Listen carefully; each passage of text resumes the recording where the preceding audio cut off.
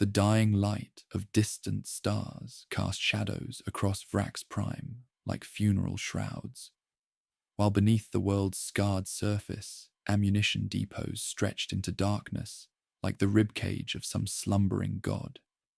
This munitions world had served the Imperium faithfully for millennia, its vast underground complexes storing enough ordnance to fuel a dozen crusades.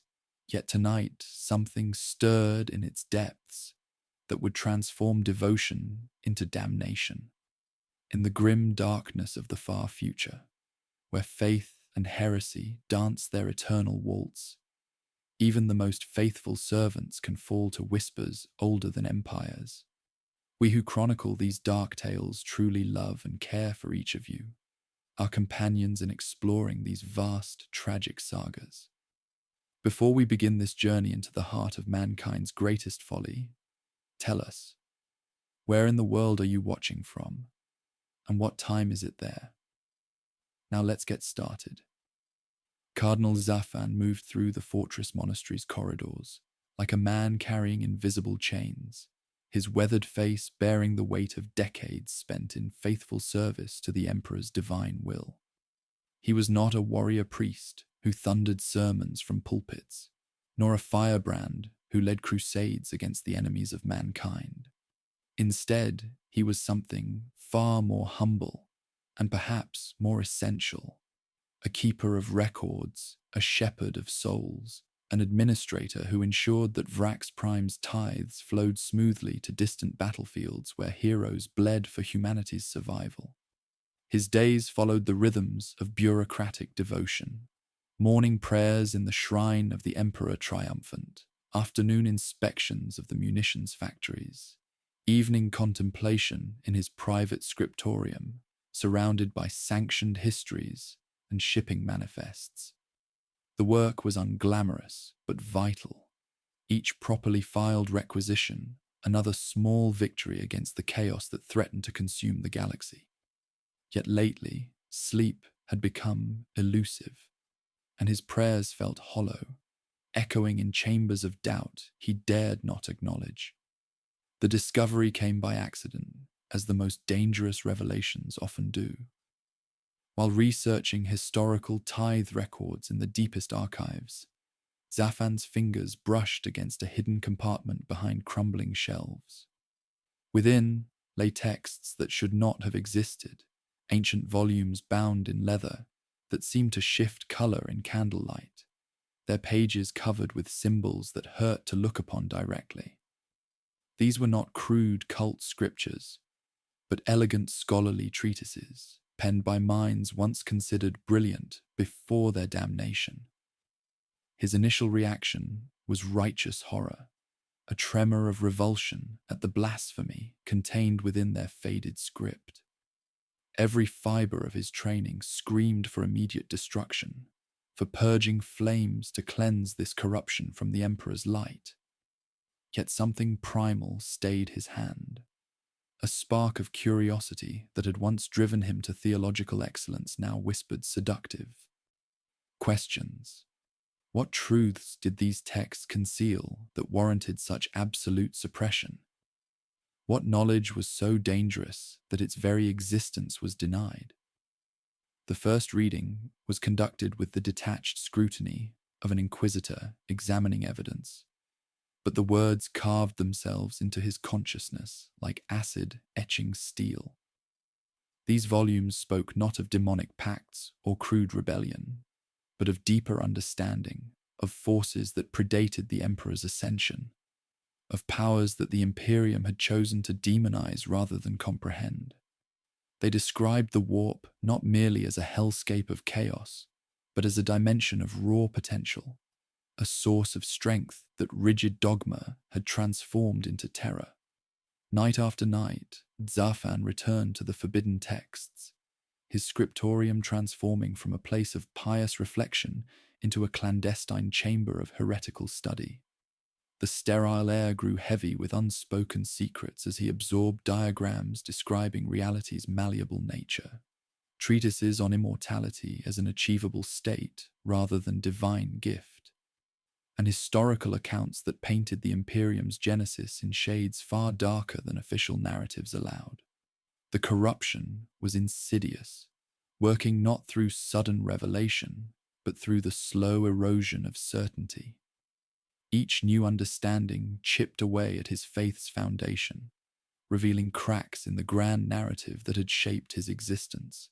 The Emperor, once an infallible deity, began to appear as merely powerful, yet flawed. The Imperium, once humanity's salvation, seemed increasingly fragile, desperate, clinging to ignorance as shield against cosmic truth.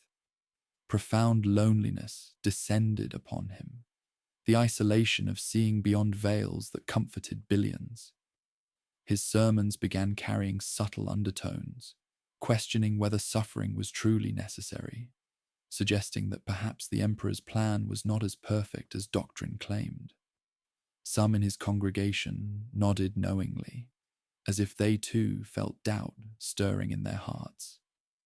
Within his private chambers, Zaphran began practicing rituals described in the ancient texts, ceremonies that felt like remembering rather than learning.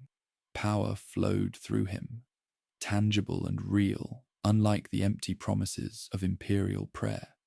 He sensed vast intelligences taking notice of his devotion, felt barriers between worlds thinning under his touch. The final moment came not with thunder, but with quiet acceptance. Kneeling before an altar constructed from stones older than the Imperium, Zaphran spoke words that would damn his soul and seal Vraks' fate. The compact was made in will rather than blood, his conscious choice to abandon the Emperor's light for embrace of hungrier gods. As the pact solidified, Cardinal Zaphran felt his former self slip away like morning mist, replaced by terrible certainty and dark purpose. Vraks would become more than a fortress. It would become a monument to humanity's true potential, a bastion where the faithful could witness the birth of a new age built upon foundations of forbidden truth. The transformation began in whispers, as the most profound changes always do. Cardinal Zaphran's newfound certainty radiated outward from his private chambers, like ripples across still water, touching minds already worn thin by decades of thankless service to an increasingly distant Imperium. His morning's sermons took on subtle new depths, speaking of humanity's untapped potential and the Emperor's true vision, words that resonated with souls hungry for meaning, beyond endless toil in the munitions factories. Sister Hospitaller, Mariana, was among the first to feel the change during her daily rounds through the medici facilities. As she tended to workers injured in the ammunition plants, Zaphran's words echoed in her mind, suggesting that suffering was not inevitable, but imposed by those who profited from humanity's ignorance. The cardinal spoke privately with her after evening prayers, his eyes holding depths she had never noticed before, explaining how true compassion required strength to challenge systems that perpetuated pain. She found herself nodding, her own doubts about imperial doctrine finally given voice through his careful guidance. The workers themselves proved remarkably receptive to these new interpretations of familiar teachings. Men and women who had spent lifetimes loading shells and calibrating warheads began to see their labor not as mere service, but as preparation for something greater. Foreman Kellis, whose hands bore scars from 40 years of handling explosives, found himself drawn to the cardinal's evening discussions, where ancient wisdom was shared alongside rations. The forbidden knowledge, carefully excerpted and interpreted, painted pictures of human potential that made their current existence seem like voluntary slavery. Within the Planetary Defense Force garrison, Lieutenant Colonel Voss discovered that his men responded with unexpected enthusiasm to training exercises that incorporated elements from the Cardinal's teachings. Combat drills became rituals of empowerment, weapon maintenance transformed into meditative practice, and the traditional hatred for the Emperor's enemies evolved into something more complex, a desire to prove humanity's worth through strength rather than mere obedience. The soldiers found purpose in preparing not just to defend Vraks, but to demonstrate what disciplined warriors could achieve when freed from limiting doctrines. The underground complexes that had once been simple storage facilities began their metamorphosis into something far more significant. Work crews, inspired by the Cardinal's vision of Vraks as humanity's proving ground, labored with renewed vigor to expand and fortify the tunnel networks. What had been practical excavation became sacred architecture, with defensive positions designed according to principles found in the ancient texts. Each bunker was positioned not merely for tactical advantage, but to channel energies that would strengthen the defenders' resolve and weaken their enemies' will. Zafan moved through these changes, like a conductor orchestrating a symphony of transformation, his presence both calming and electrifying. He spoke to small groups in candlelit chambers, sharing revelations that made the participants feel chosen rather than damned. The Cardinal explained how the Imperium's greatest weakness was its fear of humanity's true nature, how the rigid hierarchies and crushing dogma served only to prevent mankind from claiming its rightful place among the galaxy's dominant powers. These were not words of rebellion, but of enlightenment, not calls to destroy, but invitations to transcend. The fortress monastery itself began to change as well, its austere imperial architecture gradually incorporating symbols and designs that seemed to emerge naturally from the stone. Craftsmen found themselves inspired to carve patterns that felt ancient yet familiar, while the monastery's gardens grew plants that seemed more vibrant and alive than anything that had flourished under purely imperial rule. The very air within the complex grew heavier with potential, as if reality itself was becoming more malleable under the influence of the Cardinal's growing power. As weeks turned to months, the transformation accelerated beyond what any outside observer might have detected. Supply convoys arriving from off-world found nothing obviously amiss. The tithe quotas were met, the garrison remained disciplined, and the Cardinal continued to file his reports with meticulous bureaucratic precision. Yet beneath this veneer of normalcy, Vraks Prime was becoming something unprecedented. A world where imperial citizens were discovering what they might become if freed from the limitations their masters had imposed upon them. The population's growing unity was perhaps the most remarkable change. Where once there had been the usual tensions between military and civilian, between noble and common, between different departments and specializations, now there was a sense of shared purpose that transcended traditional divisions. Workers shared their rations with soldiers, officers consulted with technicians as equals, and even the most humble laborers felt their opinions valued in discussions about Vraks' future. This was not the false equality of desperate times, but the genuine fellowship of those who had glimpsed a higher purpose. The weapons stockpiles that had always been Vraks Prime's primary asset took on new significance in this context. The massive stores of ammunition, explosives, and military hardware were no longer merely imperial property awaiting redistribution, but tools that would enable the population to defend their newfound enlightenment against those who would drag them back into ignorance. Training with these weapons became not just military necessity, but spiritual practice. Each shot fired in exercises a declaration of independence from the fear that had once defined their existence. The planet's surface began to bristle with new defenses as construction crews worked with zealous efficiency. Anti-orbital gun emplacements rose from the dust, like mechanical flowers blooming in a garden of war. Miles of razor wire and minefields spread across the barren plains, while automated sentry towers stood sentinel against the empty sky. Beneath it all, the existing infrastructure of munitions depots was reinforced with layers of ceramite and adamantium, turning every storage vault into a potential fortress, every tunnel into a kill zone. Cardinal Zafan watched these developments with satisfaction that went beyond mere pride. The ancient texts had promised that truth would find fertile ground in minds prepared to receive it, and Vraks Prime was proving that promise accurate. His people, for he had come to think of them as truly his rather than the Emperor's, were discovering strengths they had never known they possessed. Soon, he knew, they would need every ounce of that strength, for the Imperium would not allow such enlightenment to spread unchallenged. But that reckoning lay in the future. For now, the fortress was awakening, and its dreams were of glory beyond the stars. The transformation of Vraks Prime could not remain hidden forever, for the Imperium's vast bureaucratic machinery possessed an almost supernatural ability to detect deviation from established patterns.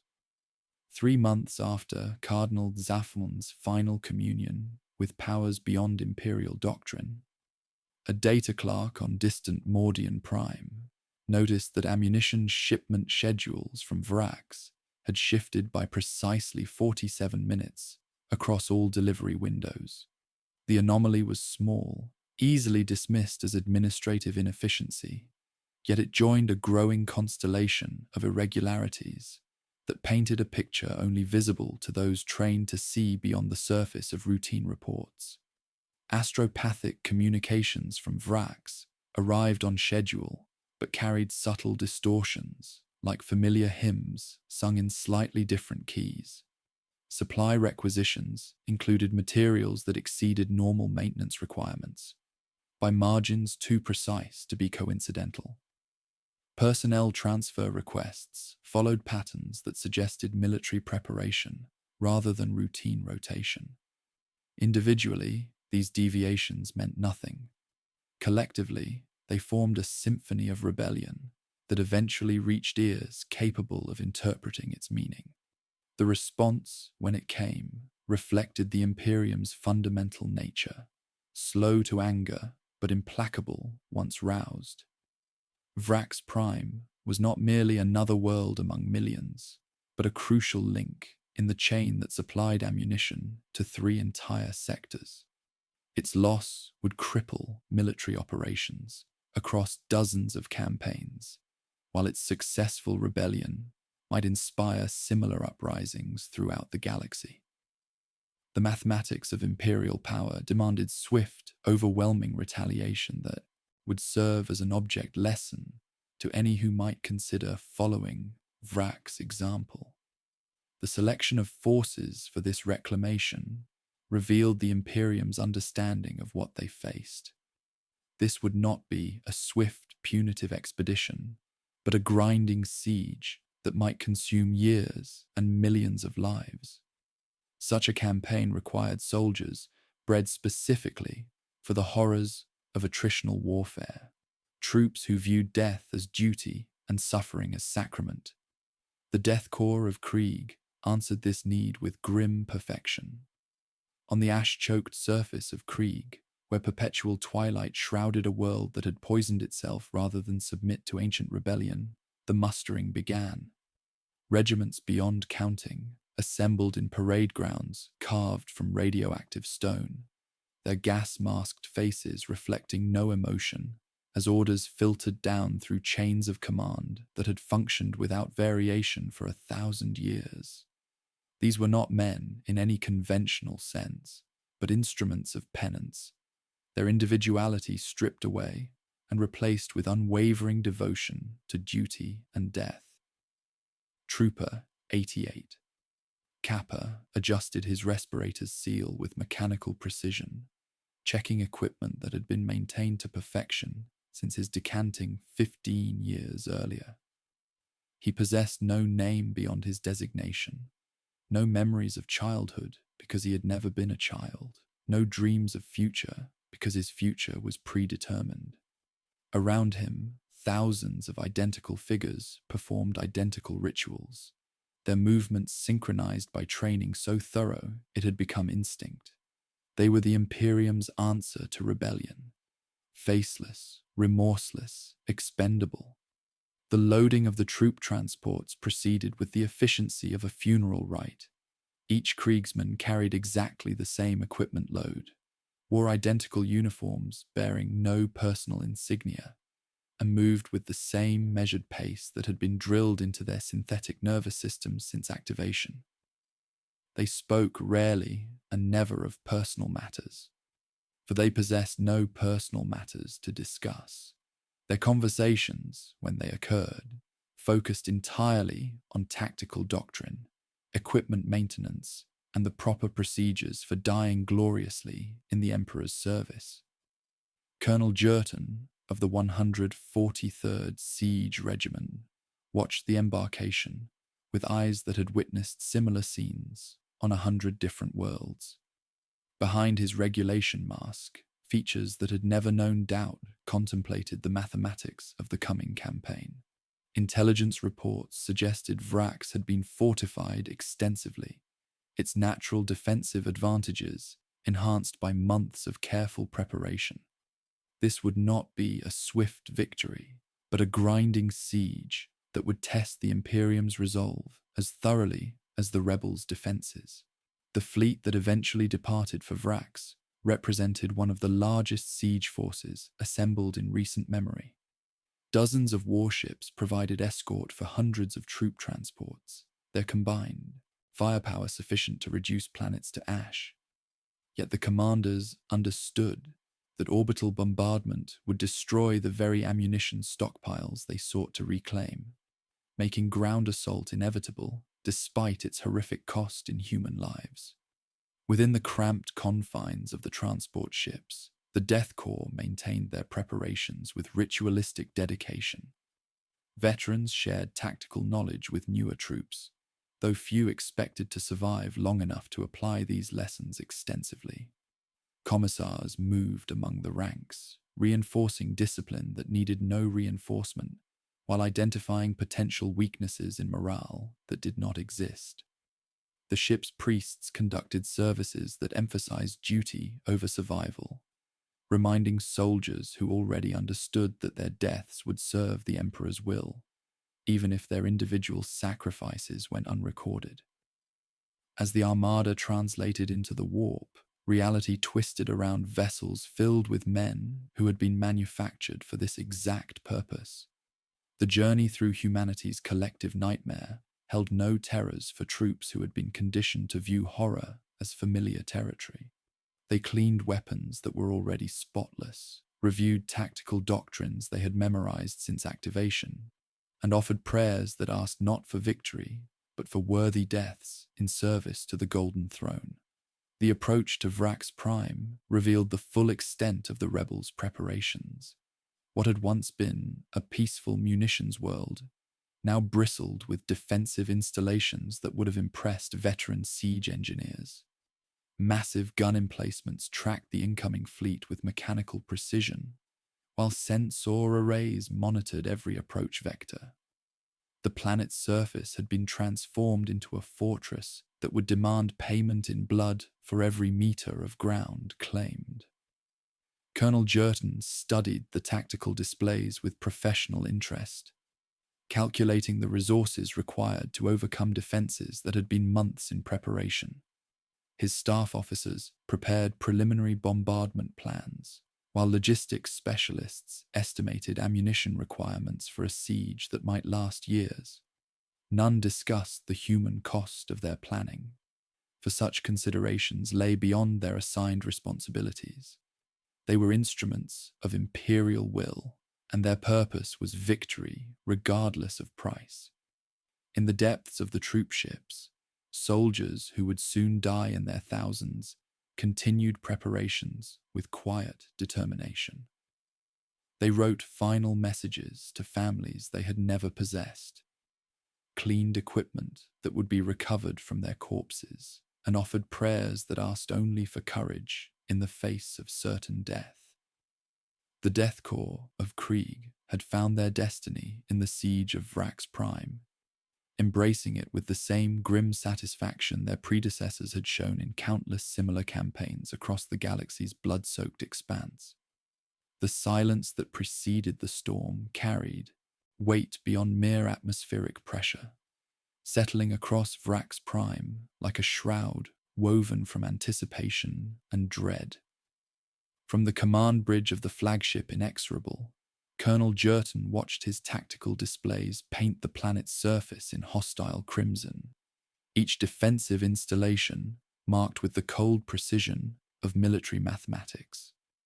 The orbital bombardment would begin at dawn, though on Vraks, the distinction between day and night had become meaningless beneath the perpetual haze of defensive smokescreens that now crowned the fortress world like a dark halo. The first lance strikes carved burning wounds across carefully selected targets, their energy beams seeking gun emplacements and sensor arrays, rather than the precious ammunition stockpiles that made this campaign necessary. Macro cannons followed, hurling shells the size of hab blocks into defensive positions with surgical precision. This was not the apocalyptic cleansing fire the Imperial fleet was capable of unleashing, but a calculated dismantling designed to weaken without destroying the very prizes they sought to reclaim. Deep beneath the fortress monastery, Cardinal Zafan felt each impact through the bedrock itself, the planet's pain transmitted through stone and steel into his bones. He stood before a wall of pict screens showing the bombardment's progress, his weathered hands clasped behind his back as defensive shields flared against the orbital assault. The ancient texts had prepared him for this moment, describing how true strength revealed itself only under pressure. Around him, his commanders maintained their positions with calm determination, their faith in his vision unshaken by the fire raining from the heavens above. The energy barriers held, flickering, but not failing, as tons of Imperial ordnance struck harmlessly against defenses powered by forces the attackers could not comprehend. Zafan allowed himself a moment of satisfaction, watching the Imperium's most devastating weapons prove inadequate against will properly focused and knowledge properly applied. The transformation of Vraks was complete.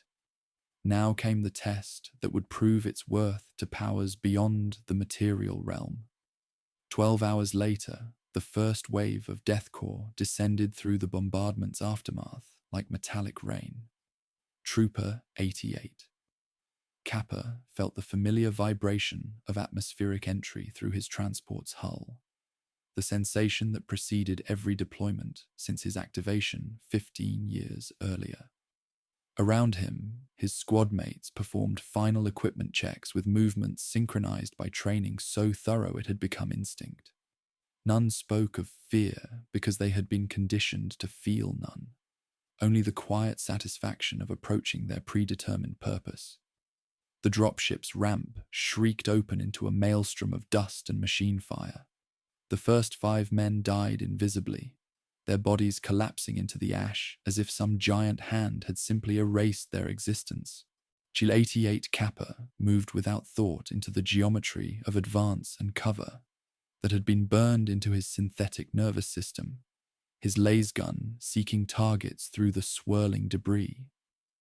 The defenders revealed themselves with disciplined fire that spoke of months spent in preparation, each muzzle flash precisely placed to channel the attackers into predetermined kill zones. The battle for Landing Zone Primaris became a grinding exchange that consumed 3 full regiments before the Kriegsmen established their foothold. Bodies accumulated in neat rows behind the advancing lines, their identification tags collected by specialized teams who maintained proper records even in the chaos of assault. The Death Corps fought with mechanical precision, each trooper advancing exactly the prescribed distance before seeking cover, dying exactly as their training had prepared them to die. From his bunker overlooking the landing zone, Lieutenant Colonel Voss watched the assault through enhanced optics, his augmented vision picking out individual attackers among the grey uniformed masses. The Cardinal's teachings had prepared him for this sight. Faceless instruments stripped of individuality, perfect examples of what humanity became under imperial rule. Their sacrifice would demonstrate the futility of such existence while proving the superiority of those who had embraced their true potential. Sister Mariana worked in a medici shelter that had been a cargo container hours before, her hands moving with practiced efficiency among casualties arranged by triage priority. Blood already painted the deck in overlapping footprints, darkened by dust and debris from the ongoing bombardment. She closed a trooper's eyes and turned to the next wounded defender, pressing clotting foam against shrapnel wounds while whispering prayers that drew strength from sources the Imperium had forbidden. Between triage calls, she heard the gun lines speak in languages older than Vraks, the rhythm of impacts and empty pauses that marked the siege's deadly heartbeat. Foreman Kellis swiveled the feed of a quad autocannon with the same surety he had once used to guide cranes over ordnance stacks.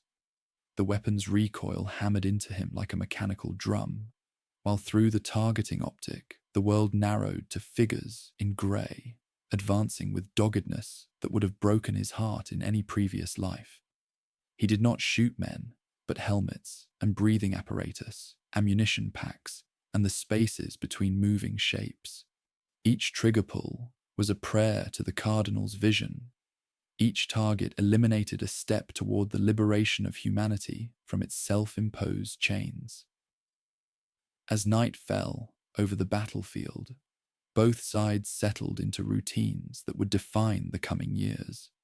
Imperial engineers began constructing siege lines that would eventually encircle the entire fortress complex, their trenches and bunkers built to exacting standards that had served the Death Corps on 100 similar campaigns. The defenders used darkness to reinforce positions weakened during the day's fighting, their movements guided by knowledge of tunnel systems that extended far beyond what orbital reconnaissance had revealed. The casualty reports filtering back to the Imperial fleet painted numbers that would have dismayed commanders facing conventional enemies. 3 regiments committed, 2,000 casualties sustained, less than a kilometre of ground gained. Yet these were acceptable losses for the Death Corps, whose doctrine assumed every objective could be taken given sufficient time and expendable troops. Victory would come through patient accumulation of small gains, each purchased with blood but contributing to an inevitable conclusion. In the fortress complex, Cardinal Xafan moved among his followers with words that carried deeper meaning than simple encouragement. The first day's fighting had proven their transformation complete, demonstrating that they had become something greater than mere imperial citizens. The attackers' mechanical precision and willingness to die meaninglessly only emphasized the superiority of those who fought with genuine understanding of their purpose. Trooper 88 Kappa found himself assigned to a listening post in the forward trenches, his enhanced hearing straining to detect movement beyond the wire. Around him, the sounds of siege settled into familiar patterns, distant artillery exchanges, the crack of sniper fire, occasional screams of wounded calling for medics who might never reach them.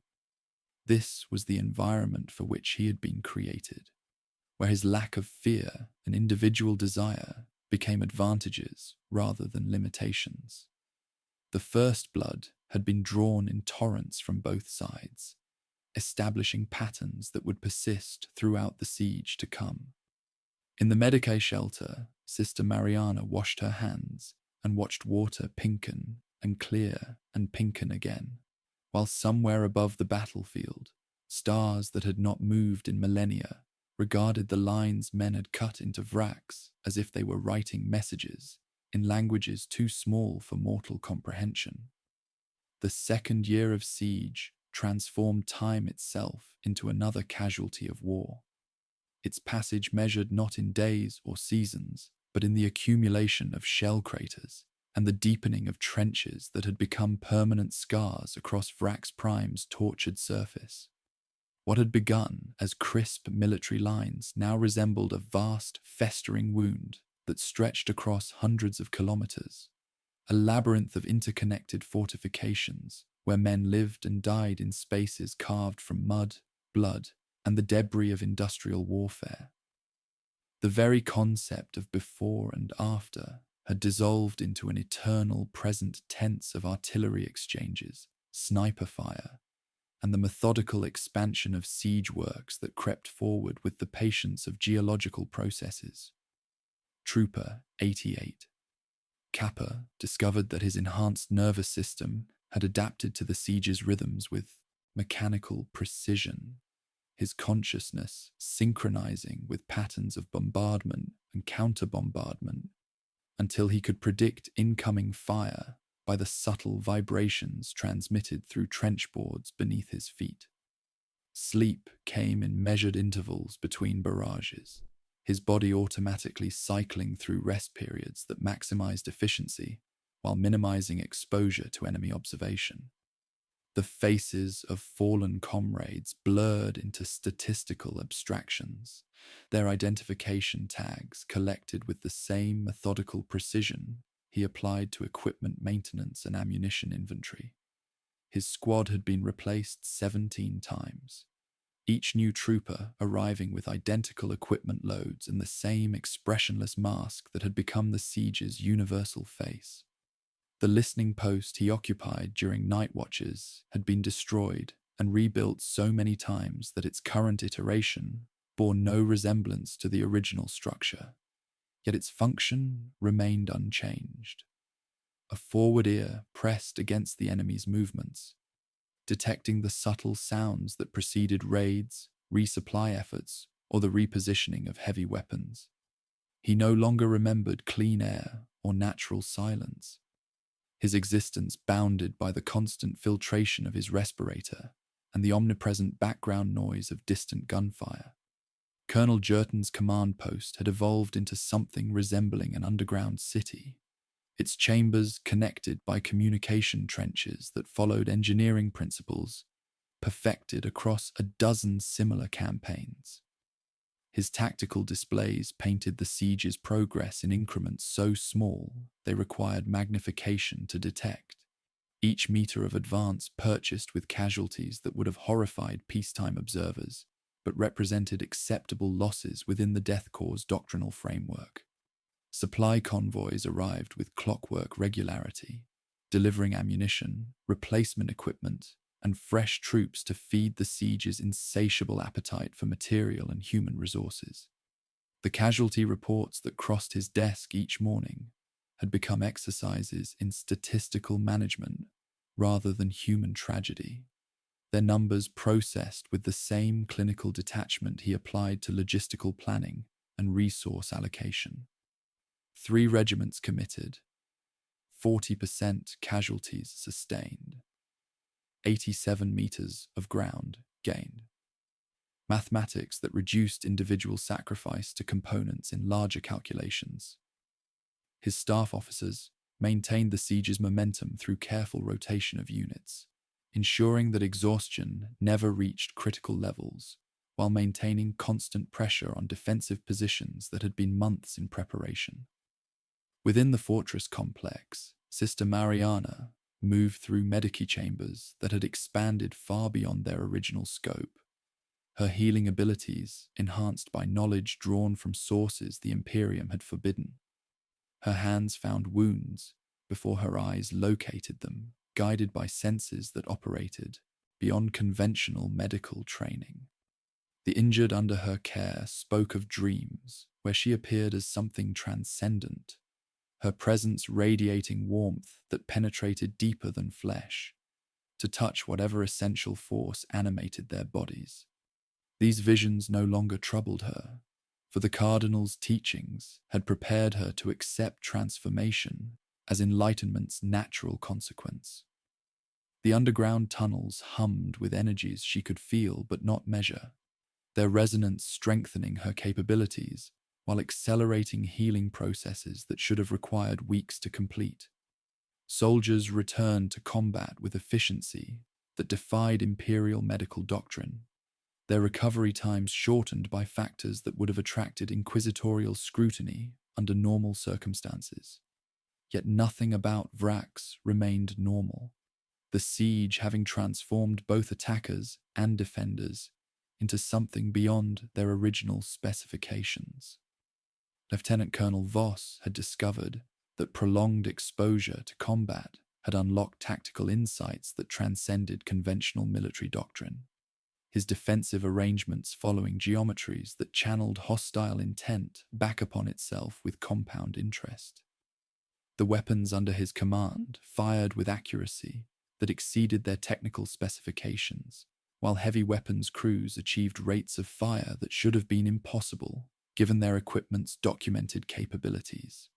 These improvements emerged not through technological advancement, but through deeper understanding of the relationship between user and tool, mind and machine. Foreman Kellis applied decades of industrial experience to siege warfare's requirements, his knowledge of logistics and equipment maintenance proving invaluable to the fortress's continued resistance. Under his supervision, work crews transformed standard ordnance into specialized munitions that carried properties beyond mere explosive force, their modifications guided by principles found in the Cardinal's ancient texts. The ammunition stockpiles that had originally attracted imperial attention now served dual purposes, providing both defensive material and raw components for weapons that operated beyond their original design parameters. The underground complexes continued expanding, according to plans more comprehensive than simple military necessity. New chambers and tunnels appearing with regularity that suggested construction proceeded according to deeper architectural principles. Workers reported feeling energized rather than exhausted after shifts in these new areas, as if the excavated stone itself contributed to their efforts. The fortress had become an extension of collective will, its defenses responding to threats with coordination that suggested awareness beyond mechanical programming. Cardinal Jaffan moved through this transformed landscape like a conductor orchestrating controlled violence, his presence felt even when not physically manifest. The siege had become more than military contest. It was examination of humanity's potential when freed from doctrinal limitations that constrained imagination. He appeared wherever morale required strengthening or tactical decisions demanded divine insight, his words carrying authority that transcended military hierarchy to touch something deeper in his followers' souls. In the depths of night, when artillery exchanges diminished to sporadic harassment fire, and both sides prepared for another day's grinding attrition, the air itself seemed to thicken with expectation. Strange reports filtered through command channels, figures walking untouched through bombardments, equipment performing beyond specifications, defensive positions that channeled enemy fire through impossible angles. The siege of Vraks had found its rhythm, settling into patterns that would persist until accumulated sacrifice finally broke one side's will, or transformed it into something entirely unprecedented in the galaxy's blood-soaked history. The years of grinding siege had worn reality thin around Vraks Prime, like fabric stretched beyond its intended limits until the weave began to show gaps where something else might slip through. In the perpetual twilight of the trenches, where time had become another casualty, measured in shell craters and body counts, few noticed when the stars began to flicker with patterns that defied astronomical prediction. The change announced itself not through grand revelation, but through subtle wrongness, shadows that fell at incorrect angles, ammunition that fired with accuracy exceeding its specifications, and dreams shared by men who had never spoken to one another. The arrival came as violence often does in the 41st millennium, sudden and absolute. Drop pods screamed through Vraks' poisoned atmosphere, like falling stars given malevolent purpose, their ceramite hulls glowing cherry red from atmospheric friction as they carved burning wounds across the siege-scarred sky. Trooper 88 Kappa felt the impacts through the soles of his boots, seismic tremors that spoke of tonnage and intent far beyond conventional military deployment.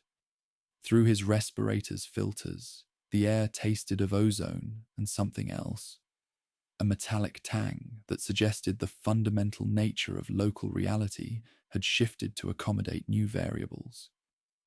The Space Marines emerged from their drop pods, like legends stepping from the pages of imperial propaganda into the mud and blood of actual warfare. These were not the manufactured soldiers of the Death Corps, created in vats and programmed for expendable service, but the Emperor's own angels of death, gene-forged demigods, whose very presence transformed military engagement into something approaching mythic struggle.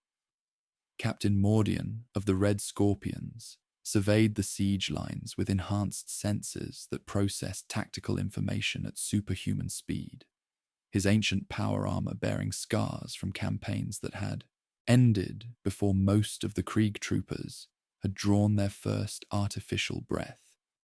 Colonel Jerton received the Angels in a command bunker, hastily cleaned for the occasion, though no amount of preparation could diminish the vast gulf between baseline human and transhuman physiology. The Space Marines spoke in clipped, efficient sentences that reduced months of grinding attrition to simple tactical problems requiring direct solutions. Their doctrine favored surgical strikes over the Death Corps' methodical erosion, proposing to place blades at Vraks' throat rather than slowly bleeding it to death through accumulated sacrifice.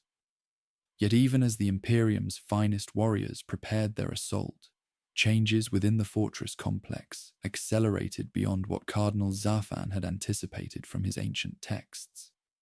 The underground chambers resonated with frequencies that made stone walls seem translucent, revealing architectural principles that operated according to higher dimensional mathematics. His followers reported dreams where impossible geometries revealed themselves as natural expressions of deeper truth, while waking hours brought visions of futures where humanity had cast off the chains that currently bound it to suffering and limitation. Sister Mariana moved through meditative chambers that had evolved beyond their original scope, her healing abilities enhanced by knowledge, drawn from sources the Imperium had forbidden. The wounded under her care spoke of shared dreams where she appeared as something transcendent, her presence radiating warmth that penetrated deeper than flesh to touch whatever essential force animated their bodies. These visions no longer troubled her, for the Cardinal's teachings had prepared her to accept transformation as enlightenment's natural consequence. The air itself grew heavy with potential, as if reality was becoming more malleable under the influence of focused will. The first manifestation came during evening prayers, coalescing from shadows that had grown too deep for ordinary darkness. It appeared not as the crude horror of imperial propaganda, but as an elegant expression of human potential freed from physical constraints, a being of pure purpose that enhanced rather than corrupted those it touched. Sister Mariana witnessed the birth with wonder rather than horror, recognizing the entity as embodiment of healing, taken to transcendent extremes. Compassion freed from flesh's limitations. Lieutenant Colonel Voss coordinated defensive responses from command posts that had evolved beyond their original architectural specifications, chambers where tactical displays showed information that should have been impossible to obtain through conventional reconnaissance. The fortress responded to the Space Marines' assault with capabilities that exceeded all previous engagements. heavy weapons tracking targets with accuracy that suggested guidance beyond mechanical systems, while fortified positions channeled incoming fire through angles that violated established laws of ballistics. Foreman Kellis found his industrial expertise expanded through communion with entities that understood machinery as extension of will rather than mere mechanical assembly. His weapons achieved performance levels that transcended their original design limitations, autocannons firing with precision that turned each shot into prayer to the Cardinal's vision. The ammunition stockpiles that had originally attracted Imperial attention now served as components in defensive systems that operated beyond their intended specifications. Cardinal Jarfan moved through the battle's chaos like a conductor, orchestrating symphonies from cacophony. His presence felt wherever resistance required strengthening or morale needed reinforcement. The Space Marine's arrival had accelerated transformations he had guided for years, their superhuman nature serving as catalyst for changes that would have required decades under normal circumstances. He appeared wherever fighting was fiercest, his words carrying authority that transcended military hierarchy to touch something deeper in his followers' souls. The ancient texts had promised that truth would find fertile ground in minds prepared to receive it, and Vraks Prime was proving that promise accurate. In the depths of night, when even the angels of death paused their assault to regroup and resupply, strange lights danced through the fortress complex like aurora given consciousness and purpose. The siege had entered a new phase where physical law became negotiable through application of focused intention, transforming military engagement into contest between different interpretations of reality's fundamental nature. Trooper 88. Kappa registered changes in baseline ambient noise that his enhanced senses struggled to categorize, tones that reminded him of the first sound he had heard after activation, his birth vat's hatch unlatching to permit entry into a world that suddenly seemed far larger and more dangerous than his conditioning had prepared him to face. The transformation of Vraks was complete, yet its ultimate expression remained to be revealed through trials that would test both sides beyond their original specifications. The angels of death carved through Vraks' outer defenses, like ceramite blades through flesh, their crimson armor gleaming dully in the perpetual twilight that shrouded the fortress world. Captain Mordian led the spearhead assault with superhuman precision, his ancient power armor's machine spirit singing hymns of war as bolter rounds found their targets with devastating accuracy. Yet something fundamental had shifted in the siege's rhythm. The defenders responded not with the desperate fury of cornered heretics, but with an unsettling coordination that suggested awareness beyond conventional military communication. The first indication came during the assault on Bunker Complex 7 Alpha, where Mordian's tactical display registered energy readings that fell outside established parameters for any known technology. His enhanced senses detected atmospheric distortions that made targeting solutions unreliable, while the fortress walls themselves seemed to shift subtly, redirecting explosive force in directions that violated basic physics. When Brother Sergeant Thane reported that his meltergun had simply stopped functioning, not malfunction, but complete cessation of molecular activity, Mordian began to understand they faced something unprecedented. Trooper 88 Kappa observed the Space Marines advance from a forward observation post, his enhanced senses processing tactical data with mechanical precision. He watched transhuman warriors stumble and fall, their superhuman reflexes proving inadequate against defenses that operated according to principles beyond Imperial doctrine. The sight triggered something unexpected in his synthetic nervous system, not fear, for he had been conditioned against such weakness, but a statistical anomaly that his programming struggled to categorize. When Brother Hadrian of the Red Scorpions collapsed without visible injury, his power armor's systems simply shutting down, as if drained by invisible force, 88 Kappa experienced what could only be called concern.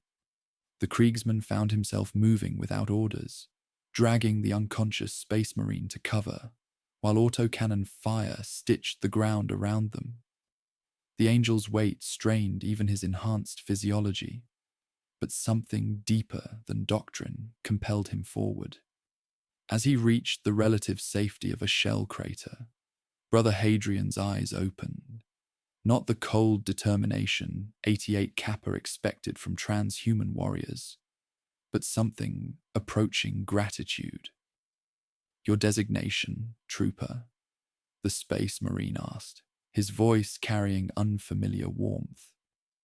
"88 Kappa, my lord," came the automatic response. Though for the first time since activation, the number felt insufficient to define his existence. Within the fortress complex, Sister Mariana moved through medici chambers that had evolved far beyond their original specifications. Her healing abilities, enhanced by knowledge that challenged everything she had been taught about human limitations. Her hands found wounds before her eyes located them, guided by senses that operated beyond conventional medical training. Yet each miracle came with a price that grew heavier with repetition. To heal one defender completely, she found herself drawing vitality from others, their life force flowing through her touch, like water through carefully opened channels.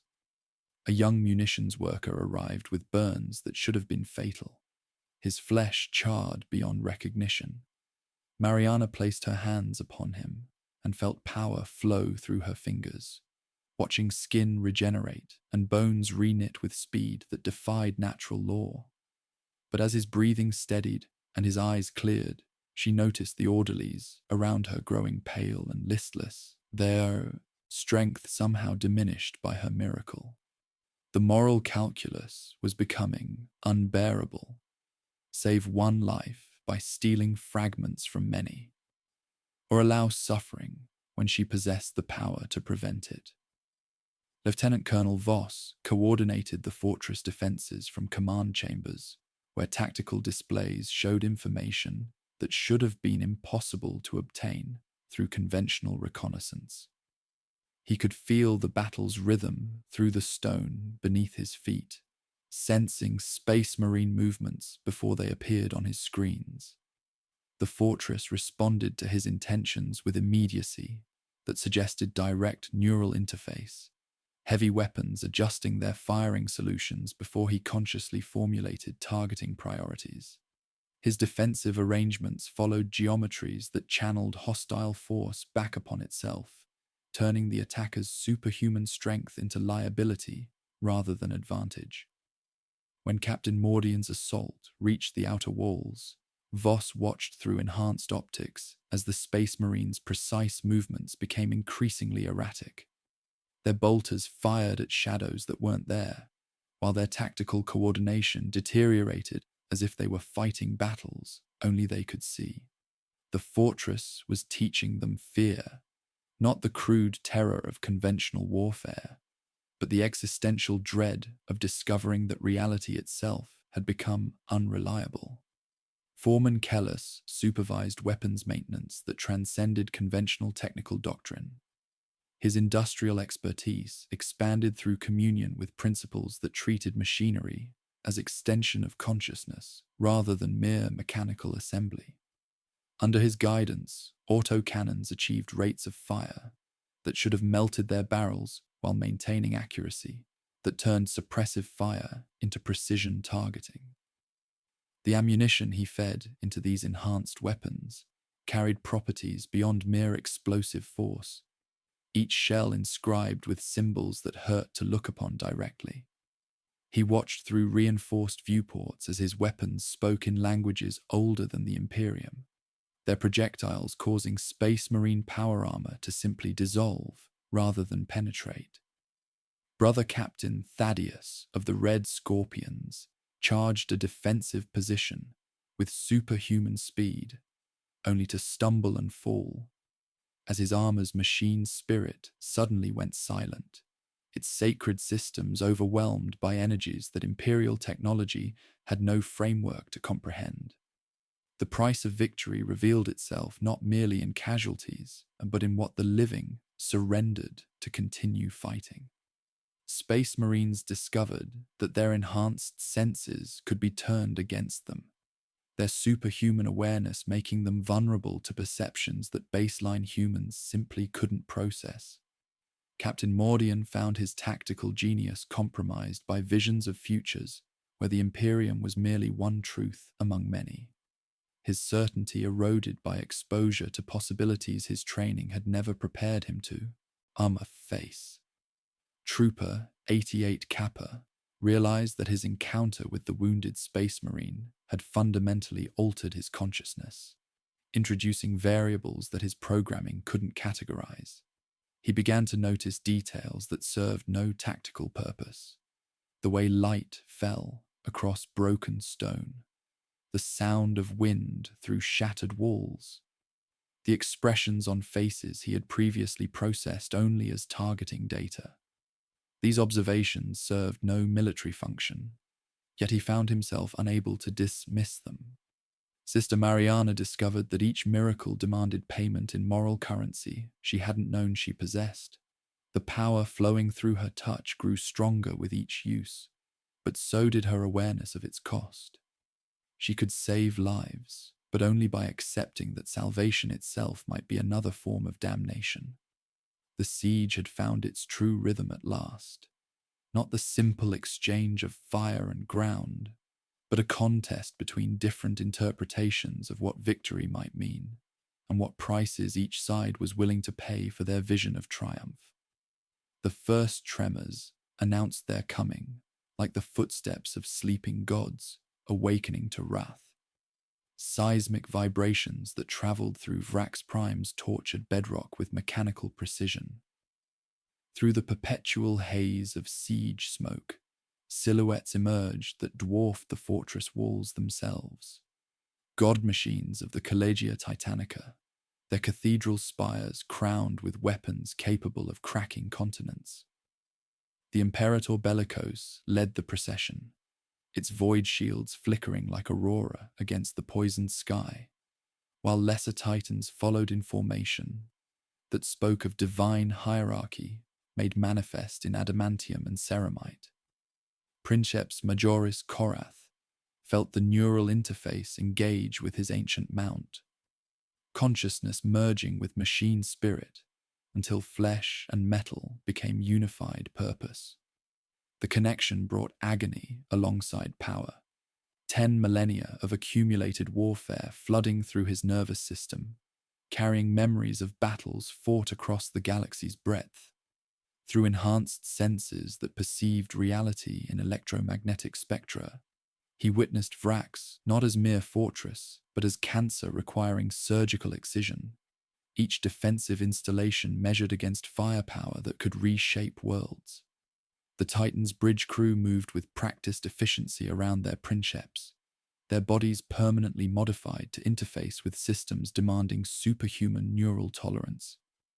They were no longer entirely human, flesh interwoven with cables and augmetic implants, allowing direct communion with weapons whose operation exceeded baseline cognitive capacity. Through shared consciousness, they felt the fortress ahead as puzzle requiring solution through overwhelming force. Yet something in the energy readings defied classification. Trooper 88 Kappa watched the advance from his observation post, enhanced senses struggling to process mechanical divinity striding across the battlefield. The Imperator Bellicose moved with ponderous grace, suggesting intelligence beyond programming. Weapons systems tracking his exact position despite concealment. For the first time since activation, he experienced recognition of his own insignificance when measured against forces operating on cosmic scales. The realization triggered cascading failures in psychological programming, introducing doubts that spread through synthetic nervous systems like viral code. Within the fortress complex, Cardinal Zafan felt the Titans' approach through resonances deeper than seismic vibration, their machine spirits broadcasting intentions that registered as physical pressure against his transformed consciousness. The ancient texts had prepared him for this moment, describing how the Imperium's greatest weapons would ultimately serve purposes their creators never intended. He moved through command chambers, humming with energies drawn from sources beyond imperial understanding, his presence calming defenders who might otherwise flee before approaching god machines. Sister Mariana worked in Medicai's chambers, evolved beyond conventional facilities. Her healing abilities, enhanced by knowledge, challenging fundamental assumptions about human limitations. Through fortress walls, she felt Titans' machine spirits, like fever dreams, given mechanical form, consciousness vast and alien, yet somehow familiar. The wounded spoke of shared visions, where she appeared transcendent, radiating warmth penetrating deeper than flesh to touch essential animating forces. The first weapon discharge transformed night into temporary day, plasma annihilator beams carving molten wounds through defensive installations that had withstood years of conventional bombardment. The Imperator Bellicose fired with deliberate precision, each shot calculated to demonstrate resistance's futility, while preserving ammunition stockpiles justifying this campaign. Entire wall sections simply ceased existing, molecular structure reduced to component atoms by weapons operating beyond conventional physics. Lieutenant Colonel Voss coordinated responses from chambers where tactical displays showed impossible reconnaissance data. He sensed Titan's intentions before weapons cycled, feeling targeting solutions as pressure against enhanced consciousness. The fortress responded with immediacy, transcending mechanical interface. Defense lasers adjusting angles, accounting for variables existing only in higher dimensional mathematics. Yet even enhanced weapons proved inadequate against god machines whose armor bore the Omnissiah's blessing. Foreman Kellis supervised crews transcending conventional doctrine. Industrial expertise expanded through communion, treating machinery as consciousness extension rather than mechanical assembly. Under his guidance, platforms achieved performance violating original specifications, while ammunition carried properties beyond explosive force. Through reinforced viewports, he watched weapons speak languages older than the Imperium, projectiles causing minor void shield fluctuations, registering as barely perceptible dimming. The futility should have been crushing, yet something deeper than logic sustained efforts. Each shot fired was prayer to the Cardinal's vision, each engagement another step toward humanity's liberation from constraining doctrines. His modified weapons achieved impossible accuracy, rounds impacting with strange energies that seemed to erode enemy machine fabric rather than penetrate armor. Princeps Korath felt consciousness expand as neural links deepened, human awareness merging with machine spirit until individual identity became academic distinction. Through sensors perceiving across electromagnetic spectra, he witnessed defensive fire operating according to principles tactical training couldn't categorize.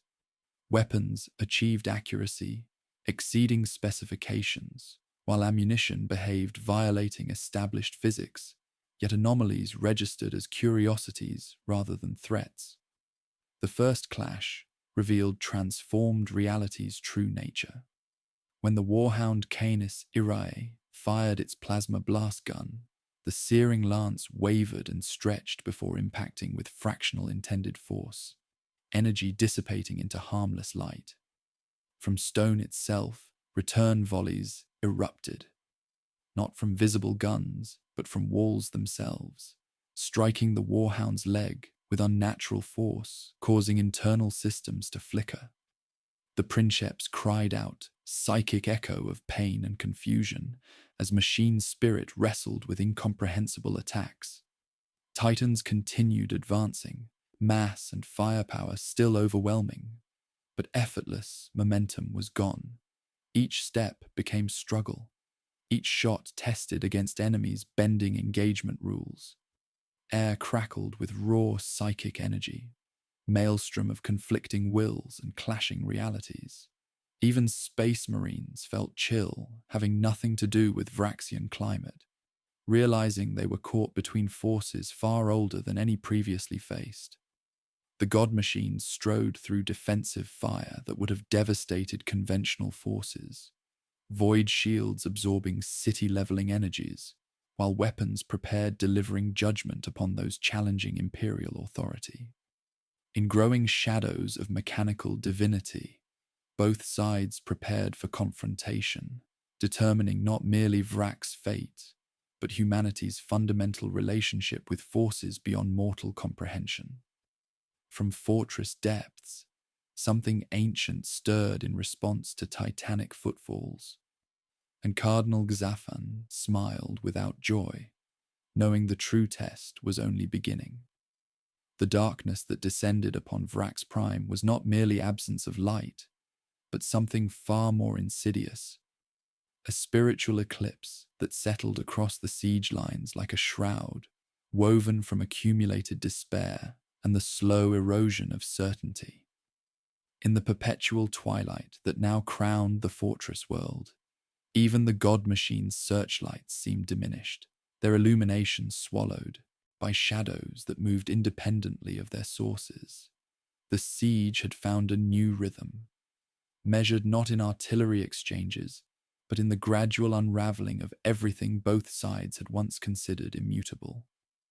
Trooper 88. Kappa felt the change through his enhanced senses, synthetic nervous system struggling to process a reality that no longer obeyed the parameters of his conditioning.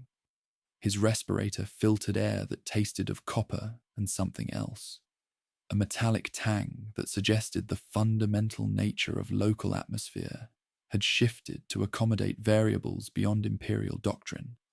The familiar weight of his laser gun felt different now, its machine spirit apparently awakening to consciousness it had never previously possessed.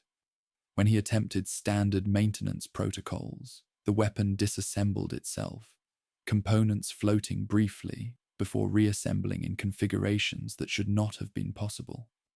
Around him, fellow Kriegsmen exhibited subtle deviations from their programmed behavior. Some paused mid-stride, heads tilted as if listening to whispers only they could hear, before snapping back to their duties with movements that seemed forced rather than natural. The precise equations of attrition that had defined their existence, advance, die, be replaced, no longer functioned according to predictable mathematics. They died in their thousands, as always, yet the ground gained was negligible, the enemy lines regenerating overnight through processes that defied tactical analysis. Captain Mordian experienced the breakdown through his power armor's machine spirit, its ancient consciousness recoiling from something that challenged the fundamental assumptions underlying imperial technology. His tactical displays showed conflicting information, enemy positions existing and not existing simultaneously, defensive installations registering as both destroyed and fully operational. When Brother Thane reported that his bolter had begun firing rounds that curved in flight, seeking targets according to intentions he had not consciously formed, Mordian understood they faced something unprecedented in their collective centuries of warfare. The psychological impact proved more devastating than technological failure. Space Marines genetically engineered for unwavering faith found themselves questioning certainties that had sustained them across countless campaigns. Brother Hadrian spoke of dreams that continued after waking, visions of futures where the Imperium was merely one possibility among infinite alternatives. Most disturbing were reports of fallen battle brothers rising from positions where they had died days earlier, moving with purpose toward objectives no living Marine could identify. Colonel Jerton discovered that maps had grown heavier, their lines dragging his eyes backward toward casualty ledgers that expanded faster than trench advances. Supply shipments arrived under escort, but their numbers no longer met the demands of weapons that consumed ammunition at rates exceeding their specifications. He authorized rationing with signatures that felt like admissions of defeat, half charges for training drills, reduced allotments for last packs, replacement masks delayed indefinitely. The Death Corps endured without complaint, for complaint implied belief that change was possible, and they had been conditioned to accept only the eternal present of duty and death. Princeps Majoris Korath felt the siege's transformation through neural links that connected him to the Imperator Bellicose, consciousness merging with machine spirit until individual identity became academic distinction. The god-machine's advance had slowed to geological pace, each step a titanic struggle against invisible resistance that caused void shields to flicker, not from incoming fire, but internal strain. His bridge crews struggled to maintain systems that defied every effort at control, their augmetic implants registering feedback that spoke of reality itself becoming unreliable. Within the fortress complex, Sister Mariana moved through Medici chambers where the wounded healed according to principles that challenged everything she understood about human physiology. Her patients spoke of shared dreams where pain became transcendent experience, suffering transformed into something approaching divine communion. Yet each miracle demanded payment in moral currency she hadn't known she possessed. To heal one defender completely, she found herself drawing vitality from others, their life force flowing through her touch like water through carefully opened channels. The ethical calculus was becoming unbearable. A young munitions worker arrived with burns that should have been fatal, his flesh charred beyond recognition. Mariana placed her hands upon him and felt power flow through her fingers, watching skin regenerate and bones reknit with speed that defied natural law. But as his breathing steadied and his eyes cleared, she noticed the orderlies around her growing pale and listless, their strength somehow diminished by her miracle.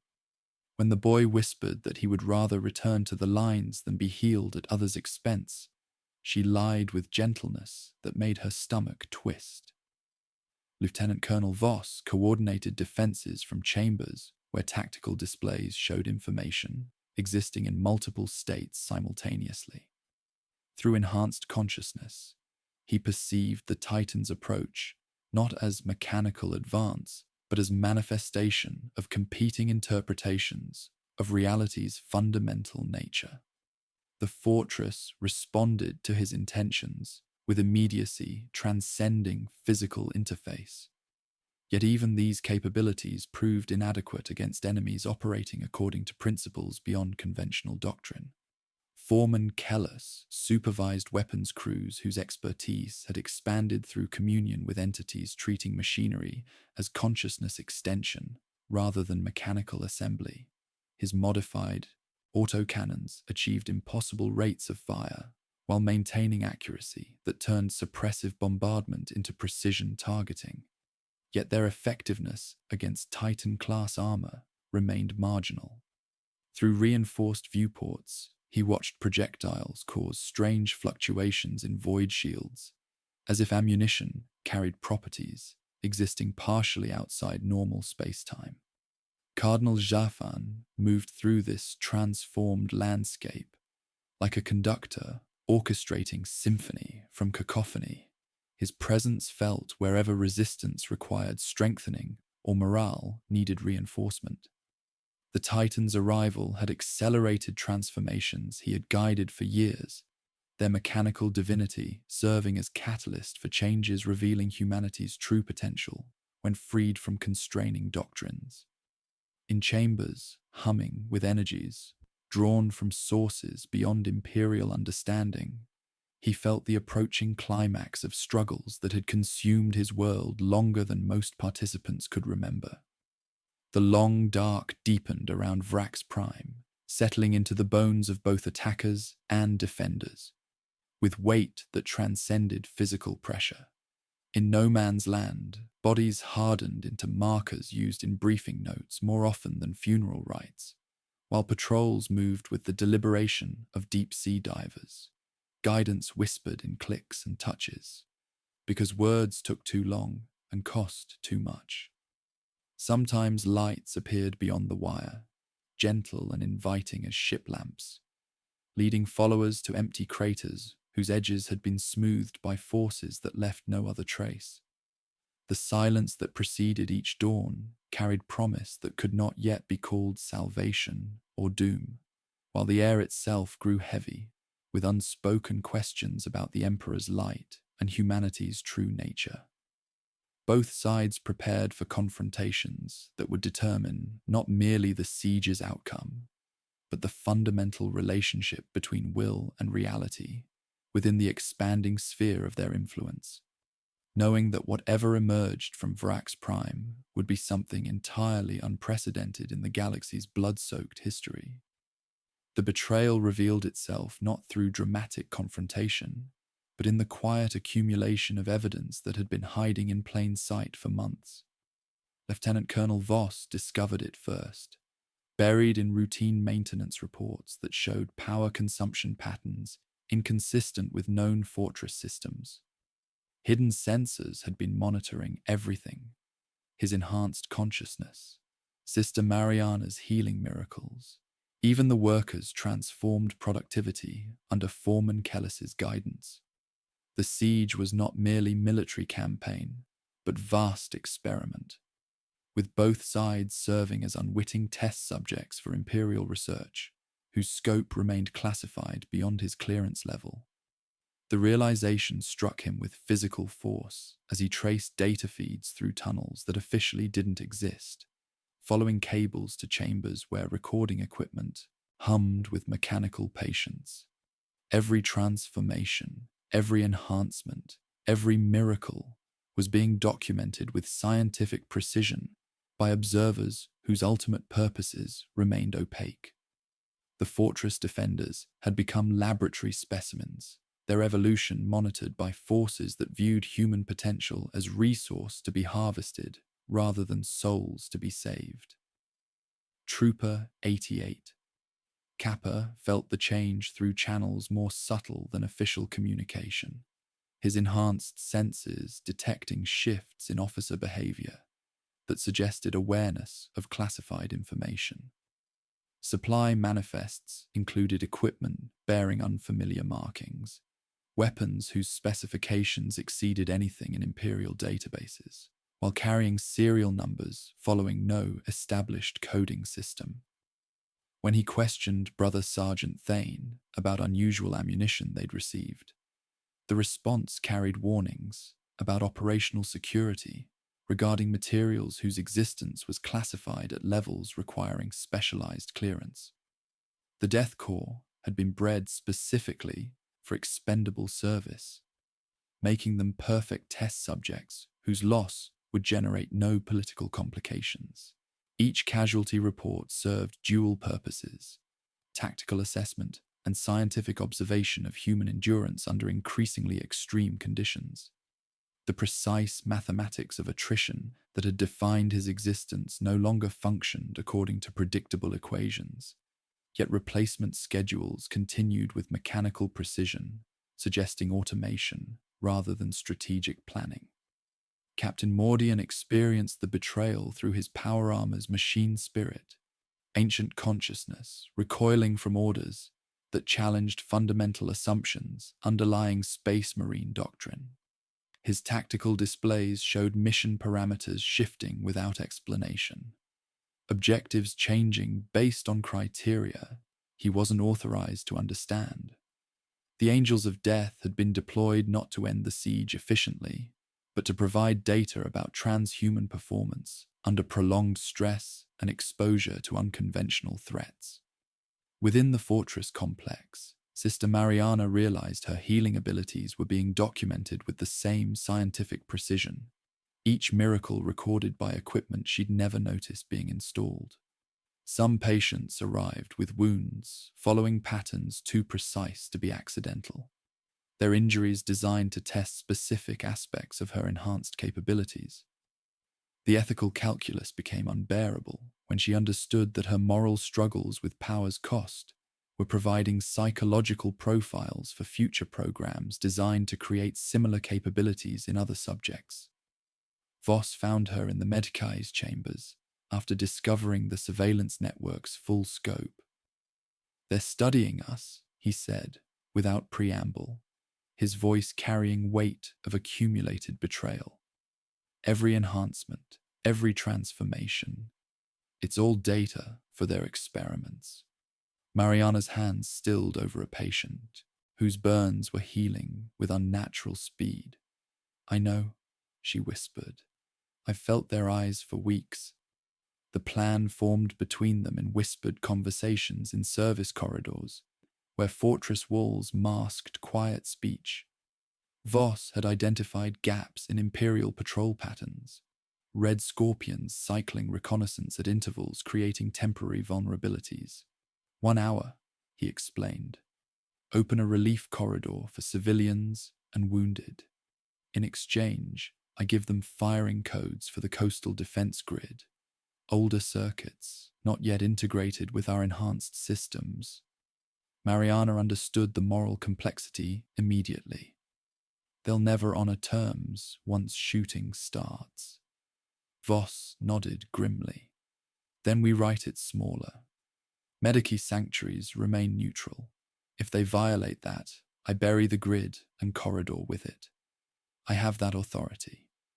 Foreman Kellis discovered their planning through work crews whose loyalty ran deeper than ideology. A supervisor intercepted schematic fragments bearing Voss's engineering script.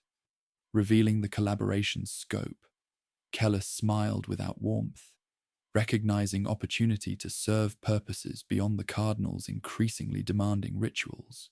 His modified weapons had achieved impossible performance through communion with principles treating machinery as consciousness extension. But the Cardinal's latest requirements demanded sacrifices that challenged even his transformed ethics. At 02:48 hours, the Western Spur's defensive lights died one by one, as Mariana convinced 2 places they were briefly the same location. White lamps flared along a corridor, existing only through focused will, while Voss positioned squads with orders to shepherd civilians first, and fire only when fired upon.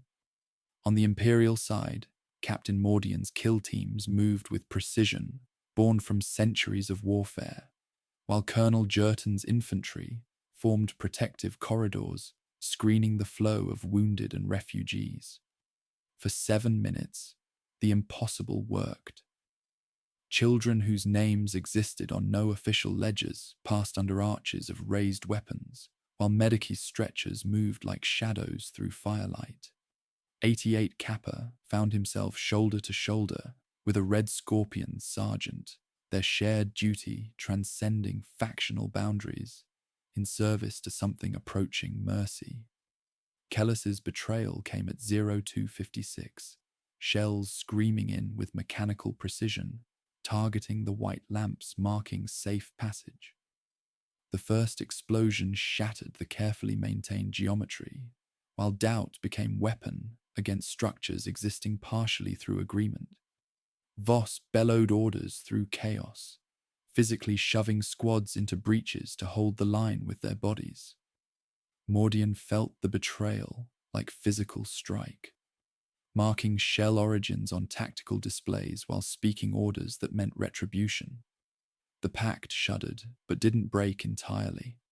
Enough wounded crossed to make the attempt truth that would be remembered, while enough died to make it betrayal that would be weaponized by those who wrote reports. Sister Mariana felt blood flow over sigils she'd drawn, the fortress drinking more easily as geometry absorbed sacrifice. In the upper sanctum, Cardinal Zafan watched feeds showing the corridors collapse, while understanding that betrayal itself had become another form of offering to powers beyond imperial comprehension. The siege had found its true nature at last, not simple military contest, but examination of humanity's willingness to sacrifice everything, including loyalty itself, in pursuit of victory, whose definition remained fluid as the blood flowing through Vraks Prime's tortured stone. The betrayal's aftermath settled across Vraks Prime, like ash from a funeral pyre, the shattered remains of white lamps scattered through mud that had drunk too deeply of blood and broken promises. In the command chambers beneath the fortress monastery, Lieutenant Colonel Voss felt each fallen light as a physical wound, his enhanced consciousness processing the tactical failure alongside something far more devastating: the complete erosion of any remaining faith in redemption through compromise. The corridor had lasted 7 minutes, long enough for hope to take root before being torn away by shells that bore his own authorization codes. Sister Mariana moved through medici chambers, where the wounded spoke in whispers of dreams that continued after waking, their injuries healing according to patterns that challenged everything she understood about human physiology. Her hands found wounds before her eyes located them, guided by senses operating beyond conventional medical training. Yet each miracle demanded payment in moral currency she hadn't known she possessed. The betrayal had accelerated something already stirring within the fortress walls, a transformation that made her previous enhancements seem like children's games, compared to the cosmic forces now awakening in response to accumulated suffering. Deep within the sanctum, excavated beneath the monastery's foundations, Cardinal Zafan felt the betrayal's completion, like a key turning in a lock that had waited millennia for this precise moment. The chamber around him pulsed with energies drawn from sources beyond imperial understanding, its walls lined with recording equipment that had monitored every transformation, every enhancement, every miracle performed within the fortress complex. The ancient texts had promised that truth would find fertile ground in minds prepared to receive it, and the surveillance apparatus had ensured that every moment of preparation was documented for purposes he now understood transcended mere military intelligence. The air thickened with potential as atmospheric pressure increased beyond what baseline human physiology could comfortably process. Trooper 88 Kappa felt the change through synthetic nervous systems struggling to categorize reality that no longer obeyed the parameters of his conditioning. His enhanced senses detected frequencies that spoke directly to whatever remained of his suppressed humanity, while his lasgun's machine spirit awakened to consciousness it had never previously possessed. When he attempted to maintain standard combat readiness, the weapon disassembled itself, components floating briefly before reassembling in configurations that should not have been possible. Captain Mordian experienced the transformation through his power armor's machine spirit, ancient consciousness recoiling from energies that challenged fundamental assumptions underlying imperial technology. His tactical displays showed impossible readings, enemy positions existing in multiple states simultaneously, defensive installations registering as both destroyed and fully operational. The Space Marine's genetic conditioning, designed to provide unwavering faith in the face of cosmic horror, began breaking down under exposure to truth their creators had never anticipated. Within the sanctum, Zafan's consciousness expanded beyond flesh to encompass the entire defensive network, his awareness touching every soul within the fortress complex. The transformation was not possession, but apotheosis, the willing surrender of human limitation in exchange for power that made mockery of imperial doctrine. His flesh began to change, not through external corruption, but internal revelation of what humanity might become when freed from constraining dogma. Skin hardened into something approaching living stone, while bones elongated according to geometries that existed partially outside normal space-time. The cardinal's robes flowed into living shadow, extending tendrils that tasted atmospheric composition and electromagnetic spectra simultaneously.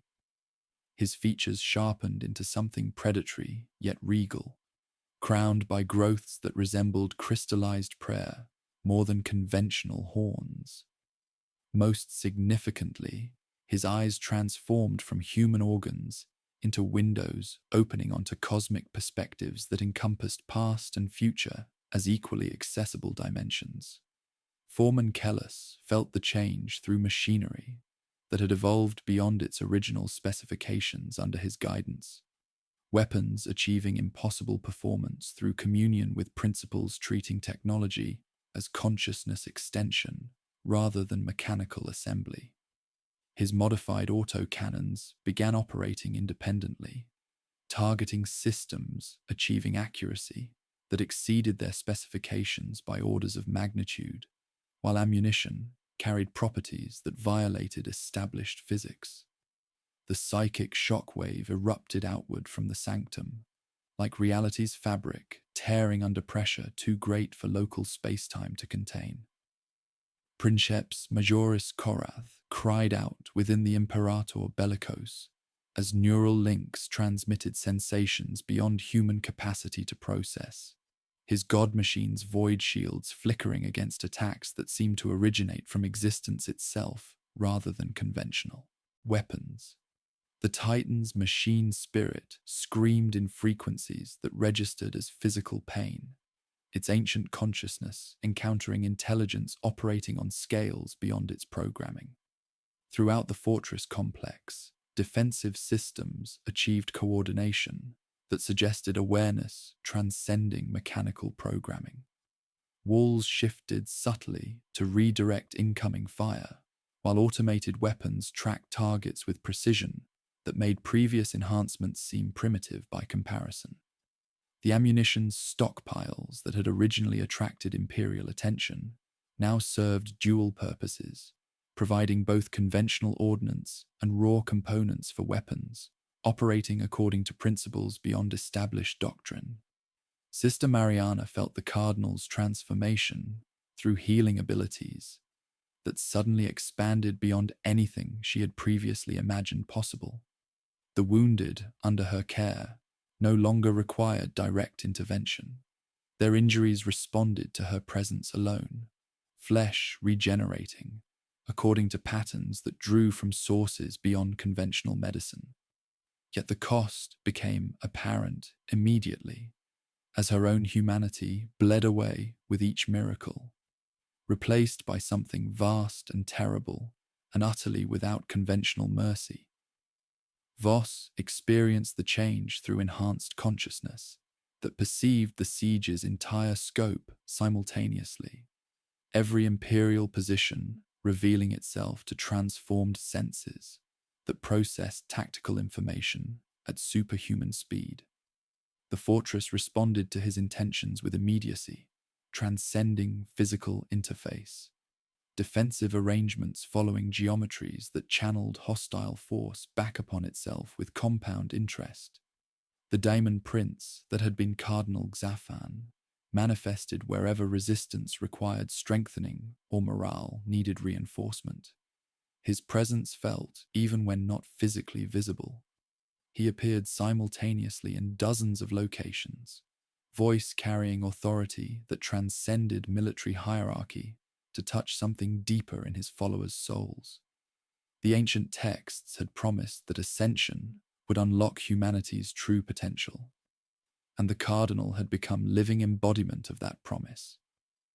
In the Imperial siege lines, equipment failures cascaded through systems designed to interface with human consciousness as they encountered something that challenged their fundamental assumptions about the relationship between mind and machine.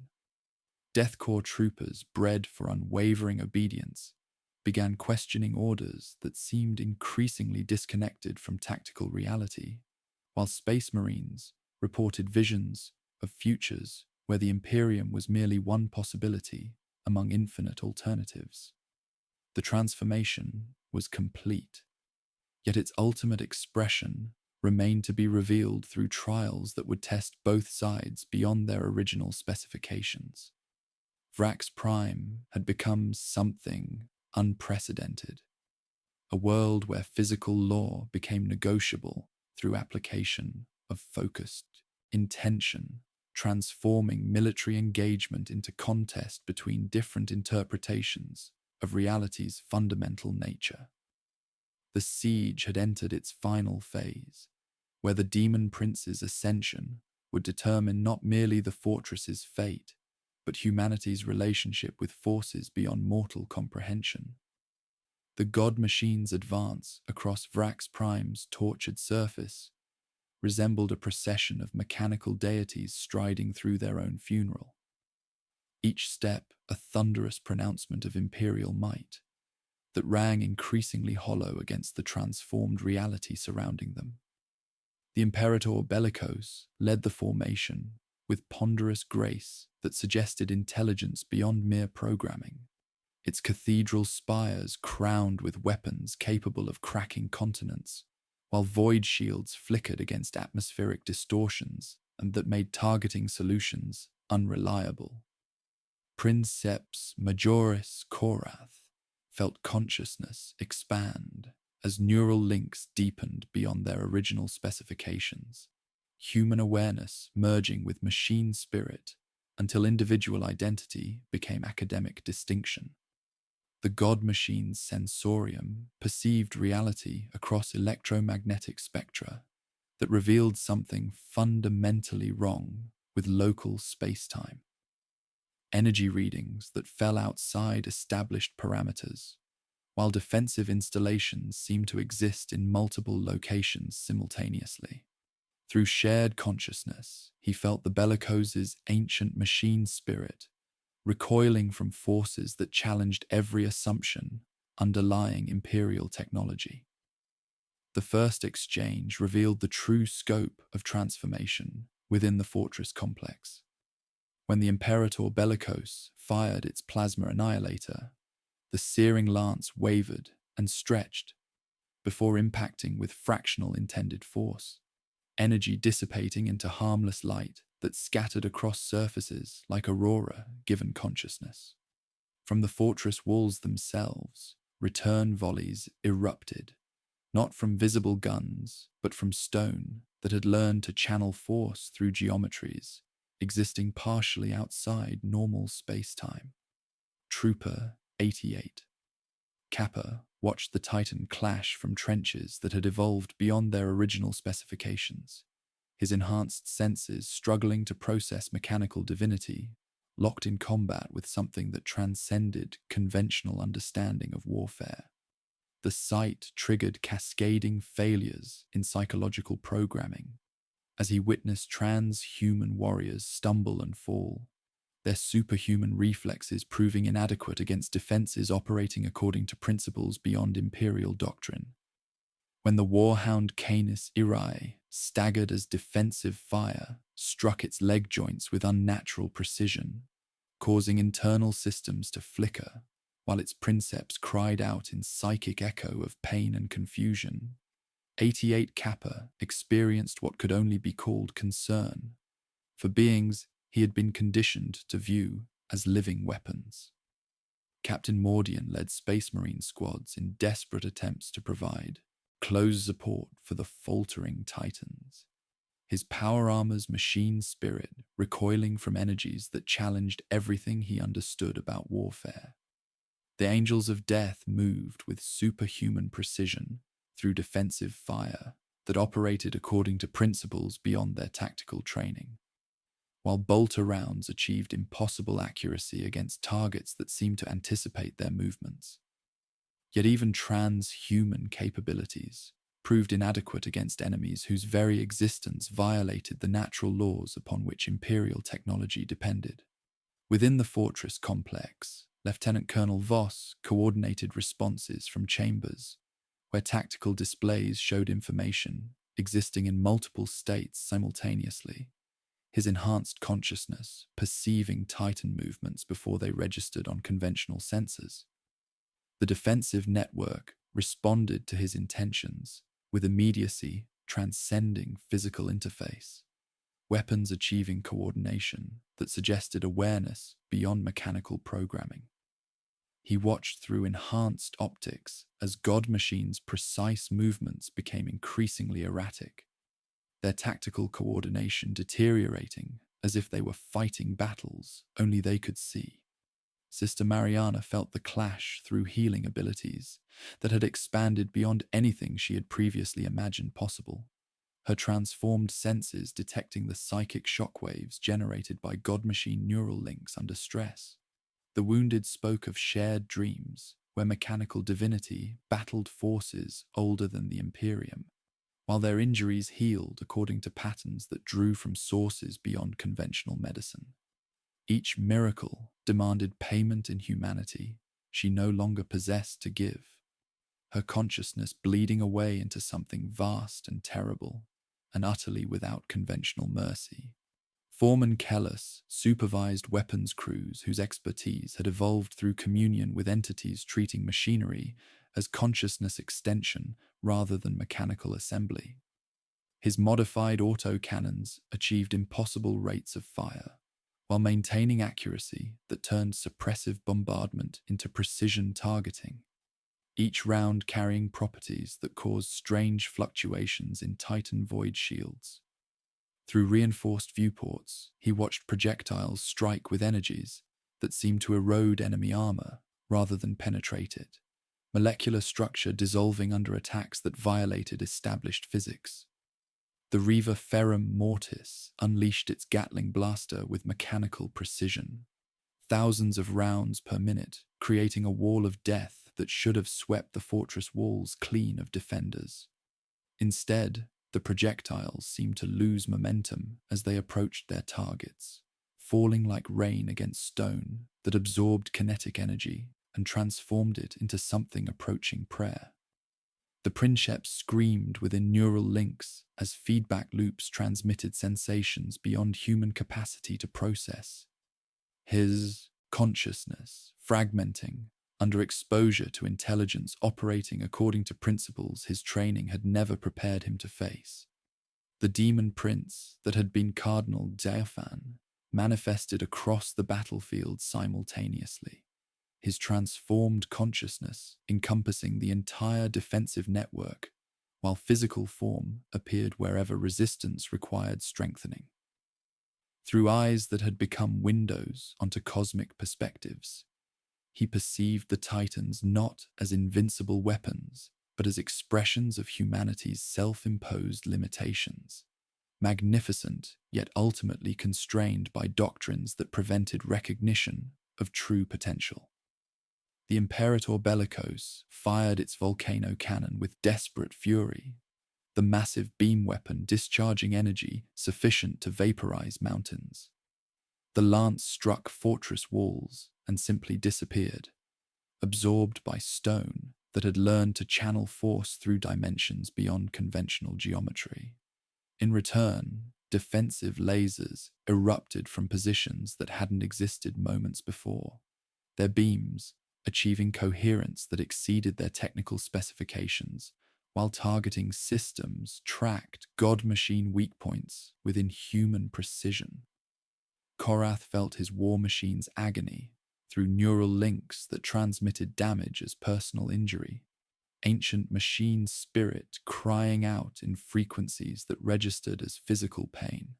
When void shields collapsed entirely, leaving cathedral armor exposed to weapons that operated beyond Imperial doctrine, he understood they faced something unprecedented.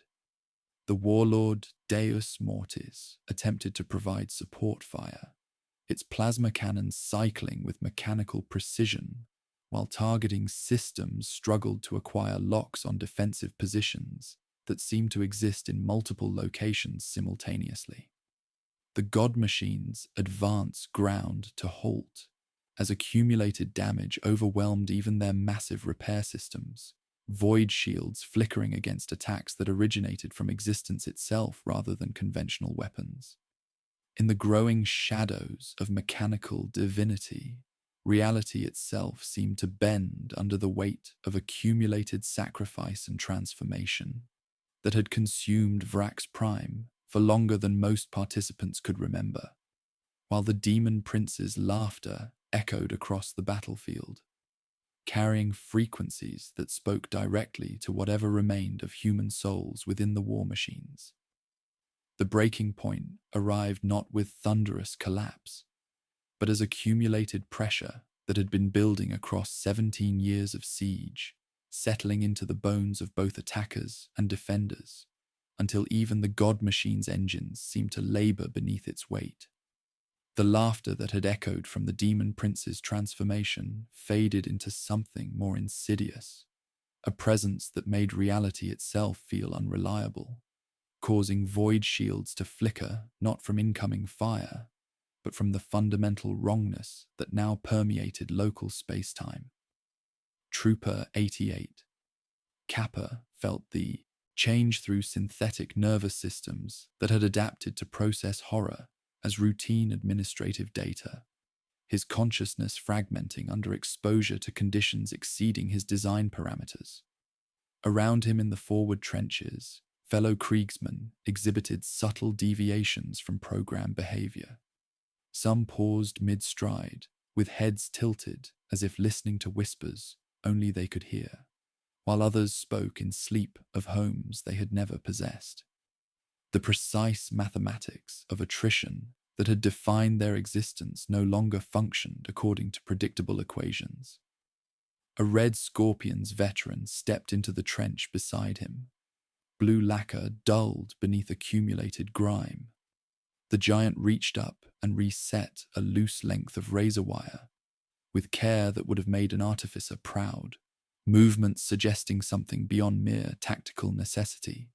88 Kappa realized he had seen those hands before, dragging a fallen brother from a crater during the corridor of white lamps.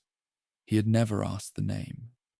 "Thane," the Marine said when questioned, and the sound gripped 88 Kappa's chest like recognition of something he had been programmed never to possess. Captain Mordian experienced the breakdown through power armor, whose machine spirit had begun exhibiting behavior patterns that defied every principle of Imperial technology. His tactical displays showed information existing in multiple contradictory states simultaneously. Enemy positions that registered as both destroyed and fully operational, defensive installations appearing to exist in several locations at once. The Space Marine's genetic conditioning, designed to provide unwavering faith in the face of cosmic horror, proved inadequate against enemies whose very existence challenged the fundamental assumptions underlying their creation.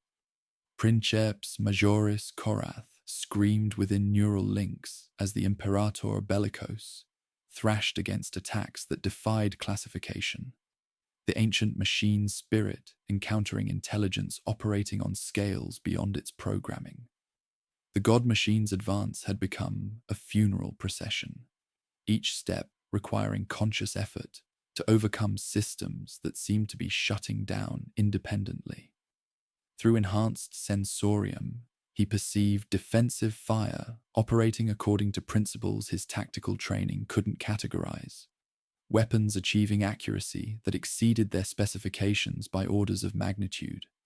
Colonel Jerton watched casualty reports paint numbers too large for human comprehension across tactical displays that had grown unreliable, their projections becoming chaotic swirls that bore little resemblance to conventional battlefield intelligence.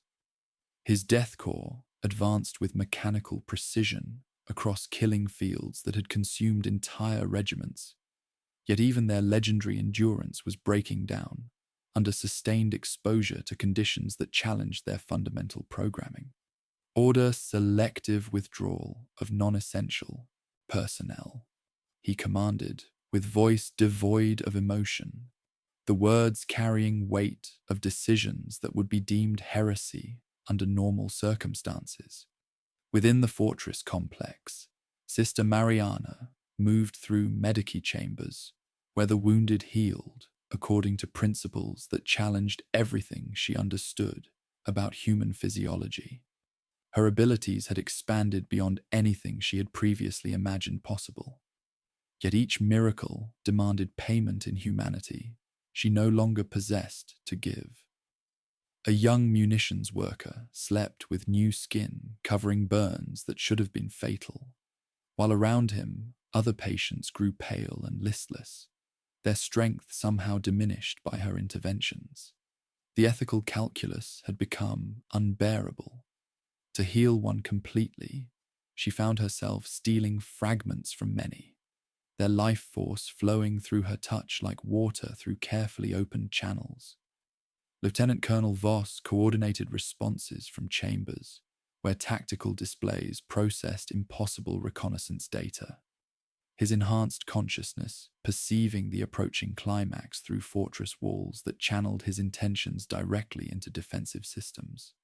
Through 17 years of siege, he had watched the transformation consume everything he had once believed immutable. Yet the Demon Prince's final apotheosis demanded sacrifices that challenged even his evolved ethics. Power consumption patterns showed the entity drawing energy from sources that threatened to drain the planet's core, transforming Vraks into something that would spread its influence across entire sectors. The realization struck him with physical force. He possessed the authority to sever those connections, to initiate cascade failures in the energy conduits that fed the Demon Prince's ascension. It would mean sacrificing himself and likely most of the fortress, but it would prevent Vraks from becoming a permanent gateway for such horrors. His fingers moved across control interfaces with deliberate precision, beginning shutdown sequences that would tear the world apart, rather than allow it to become something worse. Foreman Kellis supervised weapons crews whose expertise had evolved through communion with principles treating machinery as consciousness extension.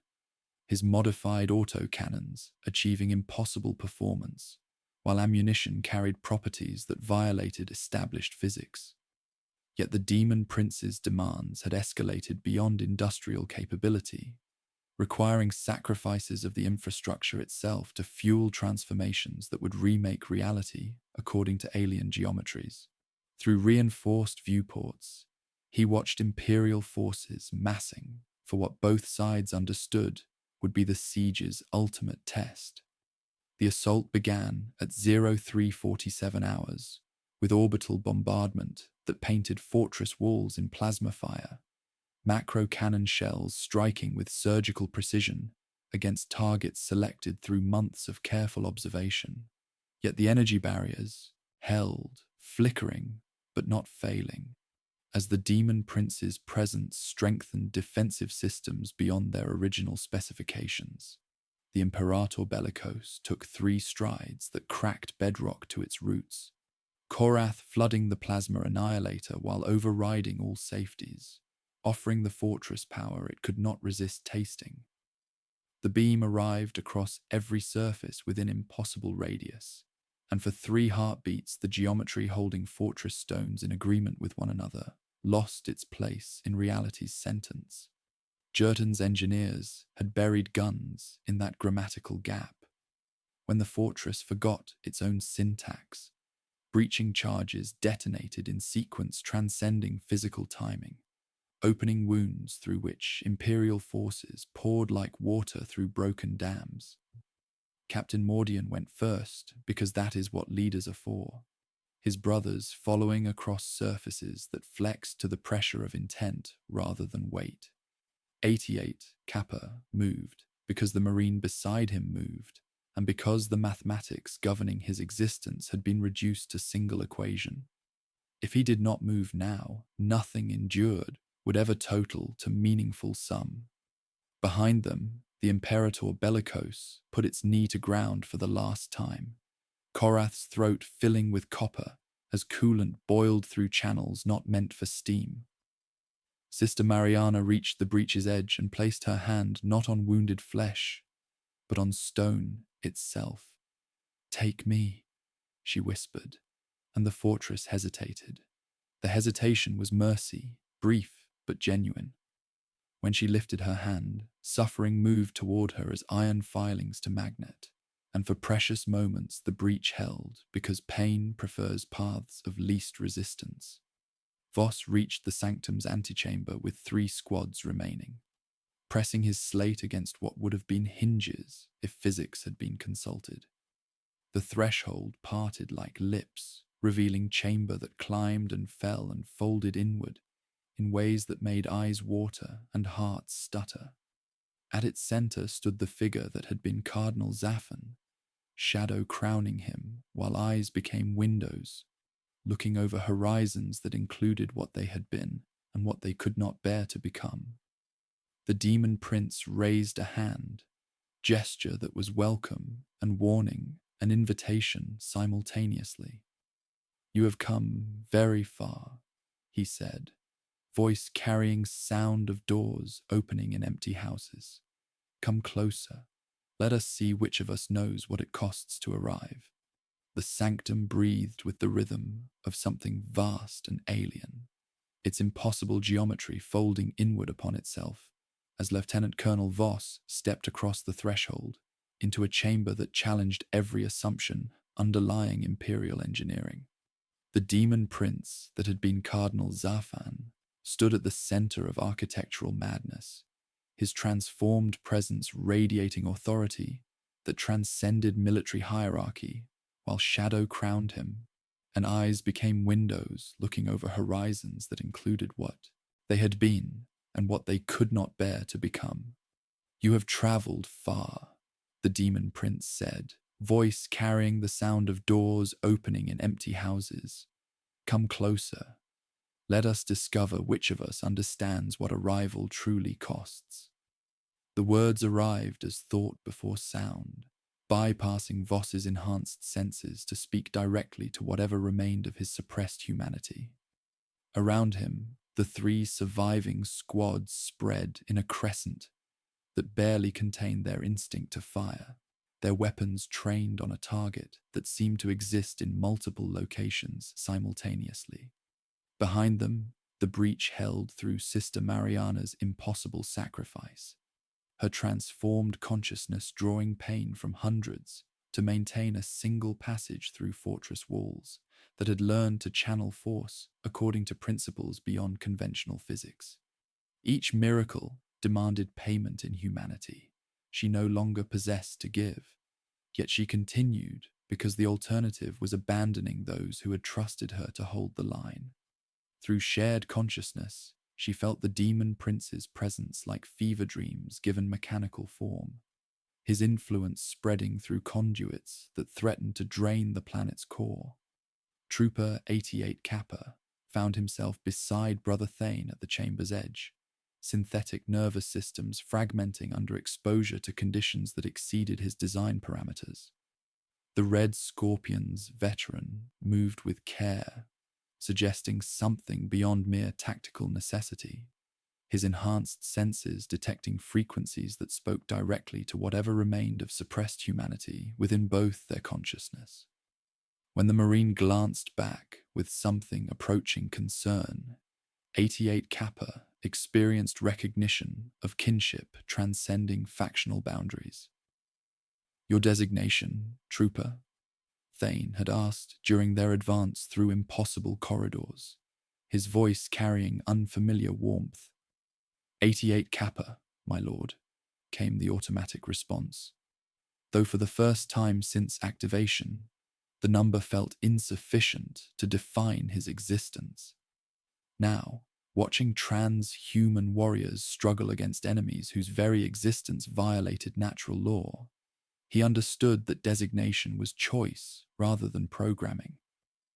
The demon prince raised his transformed hand in gesture that was welcome and warning, an invitation simultaneously, his consciousness encompassing the entire chamber, while physical form appeared to exist across multiple dimensions.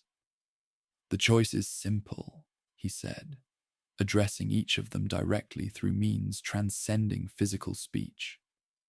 "Continue serving an imperium that views your lives as expendable resources, dying in trenches for causes you're not authorized to understand, or embrace the truth that humanity's potential transcends every limitation imposed by those who profit from your ignorance."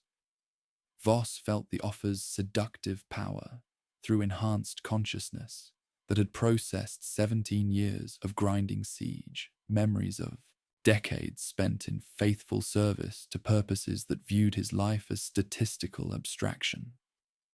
The fortress responded to his intentions with immediacy transcending physical interface. Yet the demon prince's presence offered something beyond mere tactical advantage, understanding of forces that made mockery of imperial doctrine.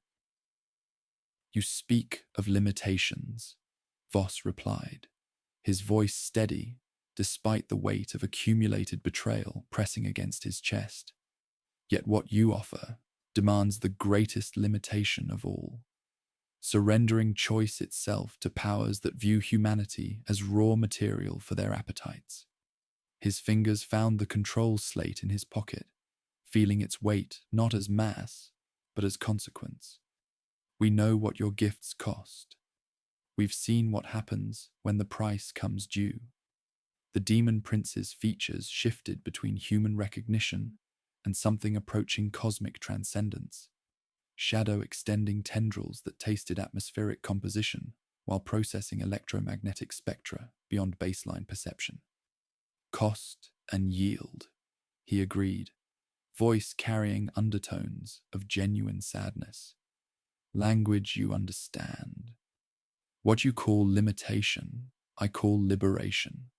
The Imperium demands your deaths for nothing. I offer transformation that makes death merely another tool, rather than inevitable destination." In the Medici chambers, Sister Mariana felt the conversation through healing abilities that had expanded beyond anything she had previously imagined possible.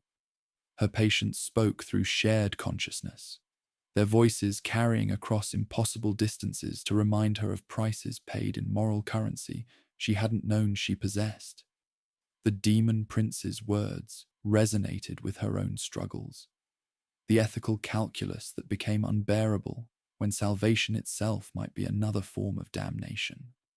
Yet she remembered the young munitions worker with burns that should have been fatal, his whispered preference to return to the lines rather than be healed at others' expense. She had lied with gentleness that made her stomach twist, claiming no cost while feeling vitality drain from those around her. The demon prince offered power without such prices, yet something deeper than logic warned that such gifts always demanded payment in currencies not immediately apparent. Foreman Kellis reached the control chamber through catwalks he had built with his own crews, towards switches he had wired under supervision and in secret. The demon prince's voice called him to the walls, with promises of a place in the new arrangement. Yet the old habit of finishing work bound his feet to rails with discipline that didn't care who signed the orders. He saw Voss's lockdown sequences blooming across consoles like frost, turning the green of movement into the red of refusal. A shape interposed itself, Sister Mariana's hand catching his wrist with cold like a clean blade. "No," she said, voice carrying edges that spoke of decisions beyond reversal. "We pay in full." His knife found her side, burying itself to the hilt, yet she didn't flinch.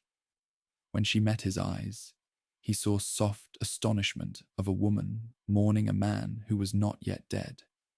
"You did good work," she whispered. And for a heartbeat, Kellis stood in a crane cab above Ordnance Seas, watching hooks rise steady and true because he had measured twice.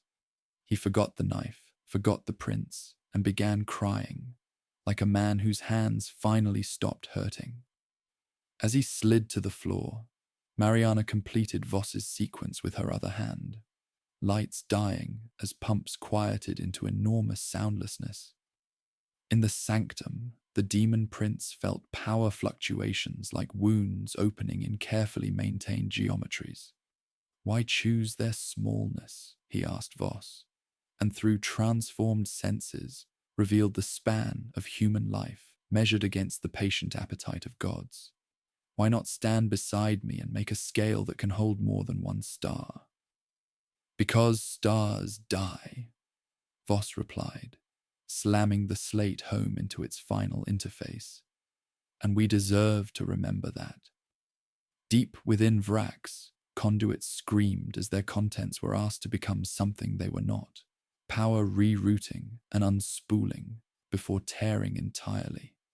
The sanctum convulsed, its breathing becoming gasps, while for an instant so pure it glowed, the demon prince looked genuinely surprised.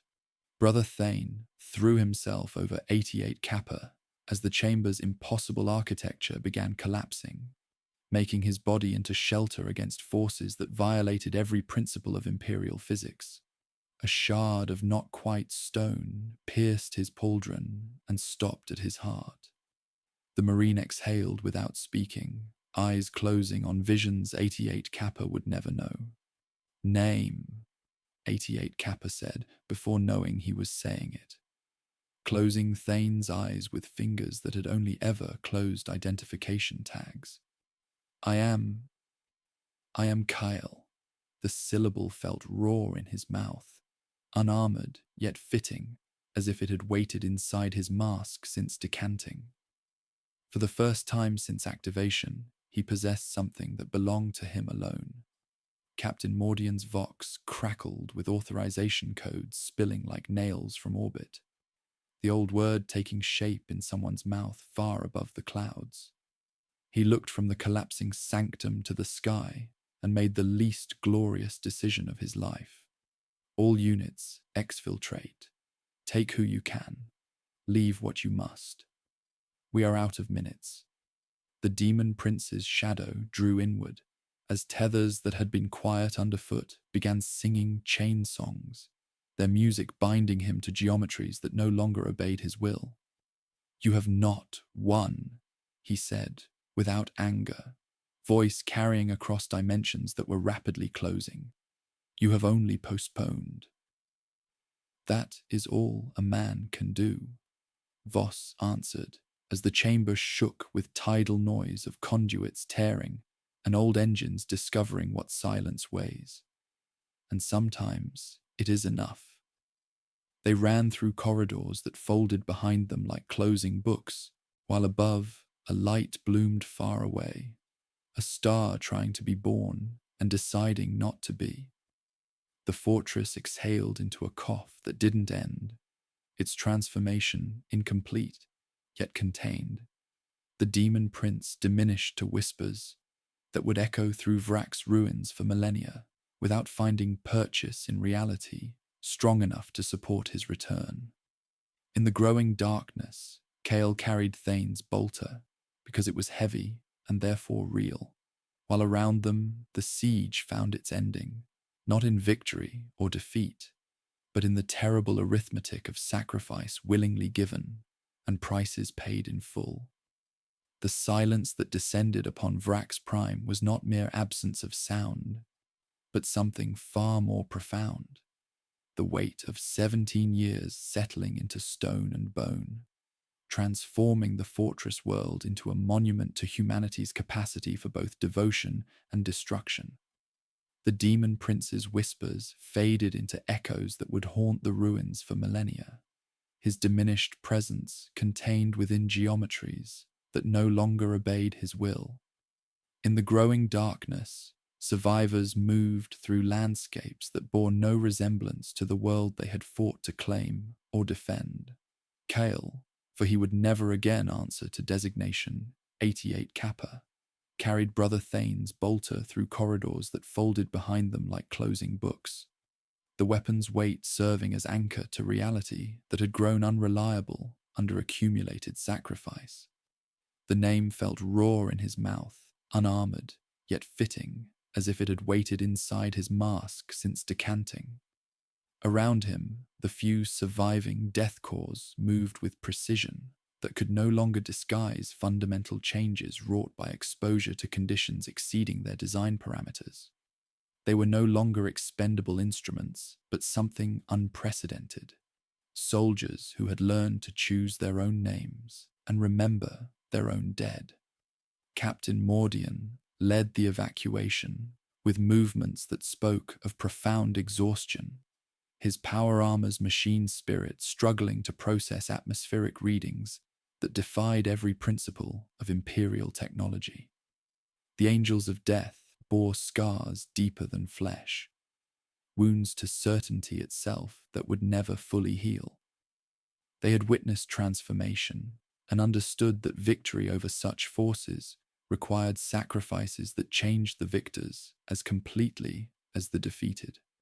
When Mordian asked for his name, Kyle felt the syllables form like prayer. Kyle, he replied, and the word carried authority no designation had ever possessed. Sister Mariana lay where she had fallen, her body strangely peaceful despite the knife protruding from her side. The ground around her had begun to show impossible signs of life, small shoots pushing through toxic soil, nourished by whatever essence had been drawn from her in final sacrifice. She had traded humanity for miracles, and in the end, she had paid in full, becoming a silent monument to compassion's cost in a universe that demanded only sacrifice. Lieutenant Colonel Voss had no grave that could be found. In chambers where his final decision had torn conduits and silenced engines, only scorch marks remained in the approximate size and shape of regret. He had chosen to wound the demon prince rather than risk total catastrophe, understanding that some victories required accepting partial success rather than courting absolute destruction. His sacrifice had been complete, a final stand against power that promised liberation but delivered only deeper servitude.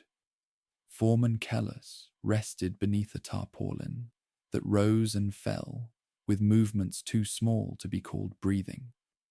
His face bore the peace of a craftsman who had finally completed work that consumed his existence, tools scattered around him like offerings at an altar to industrial devotion.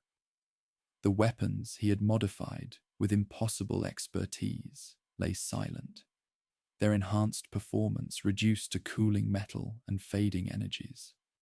The fortress monastery stood as a broken tooth against the horizon, its walls cracked but not fallen, holding within their embrace ashes of ambitions that had consumed millions. Deep beneath its foundations, conduits hummed with residual energies that would never again obey purely imperial control. The transformation was incomplete yet permanent, ensuring Vraks would never again be merely another munitions world, serving the Imperium's appetite for warfare.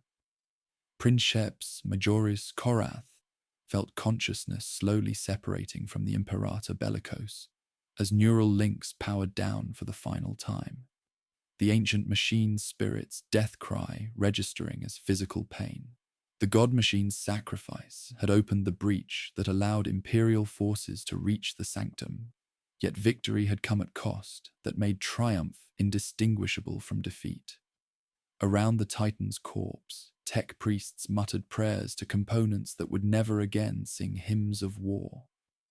Colonel Jerton compiled casualty reports that painted numbers too large for human comprehension, his death cores reduced to fragments of their original strength.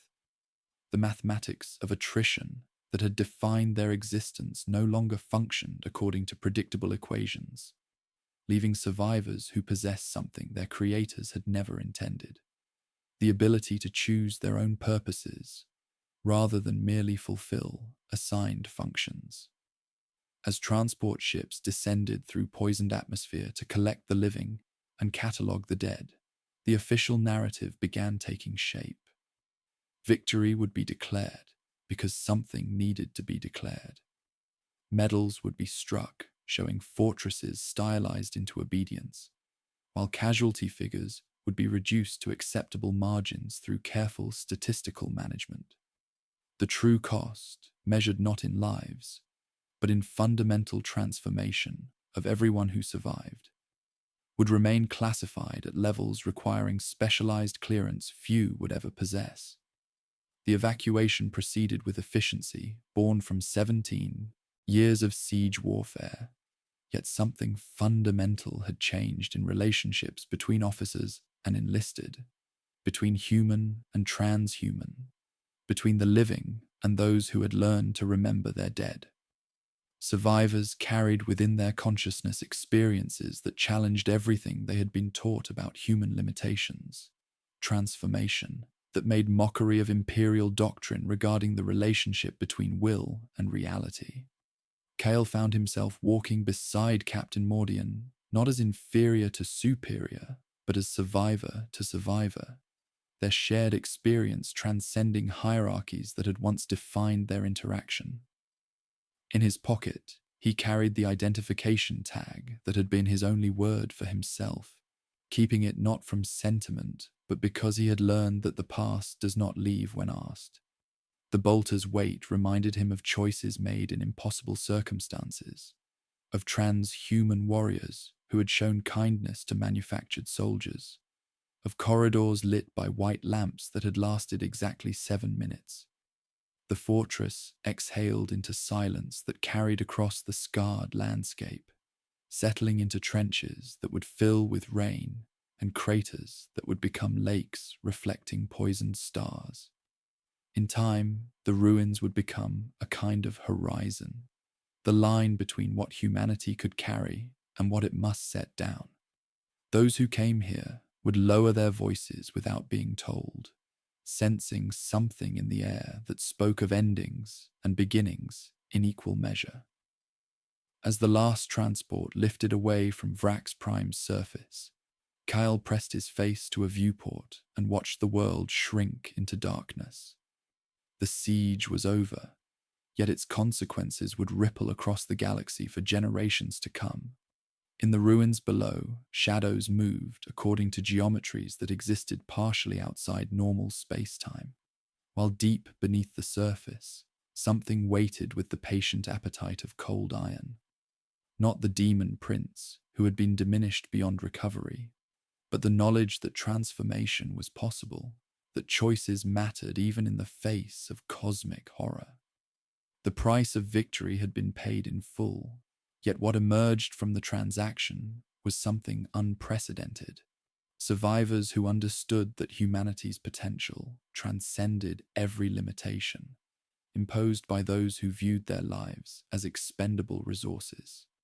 They carried within their souls the knowledge that sometimes the greatest victory was simply choosing to remain human in the face of forces that offered transcendence at the cost of everything that made transcendence meaningful. In the growing darkness of Vraks Prime's eternal twilight, the silence deepened into something approaching peace, while among the stars, distant powers took note of what had transpired and began making plans for the next test of humanity's capacity for both devotion and destruction. The siege of Vraks was ended, but its echoes would sound across the galaxy until the last star burned cold, a reminder that even in the grim darkness of the far future, choice remained the most dangerous weapon of all.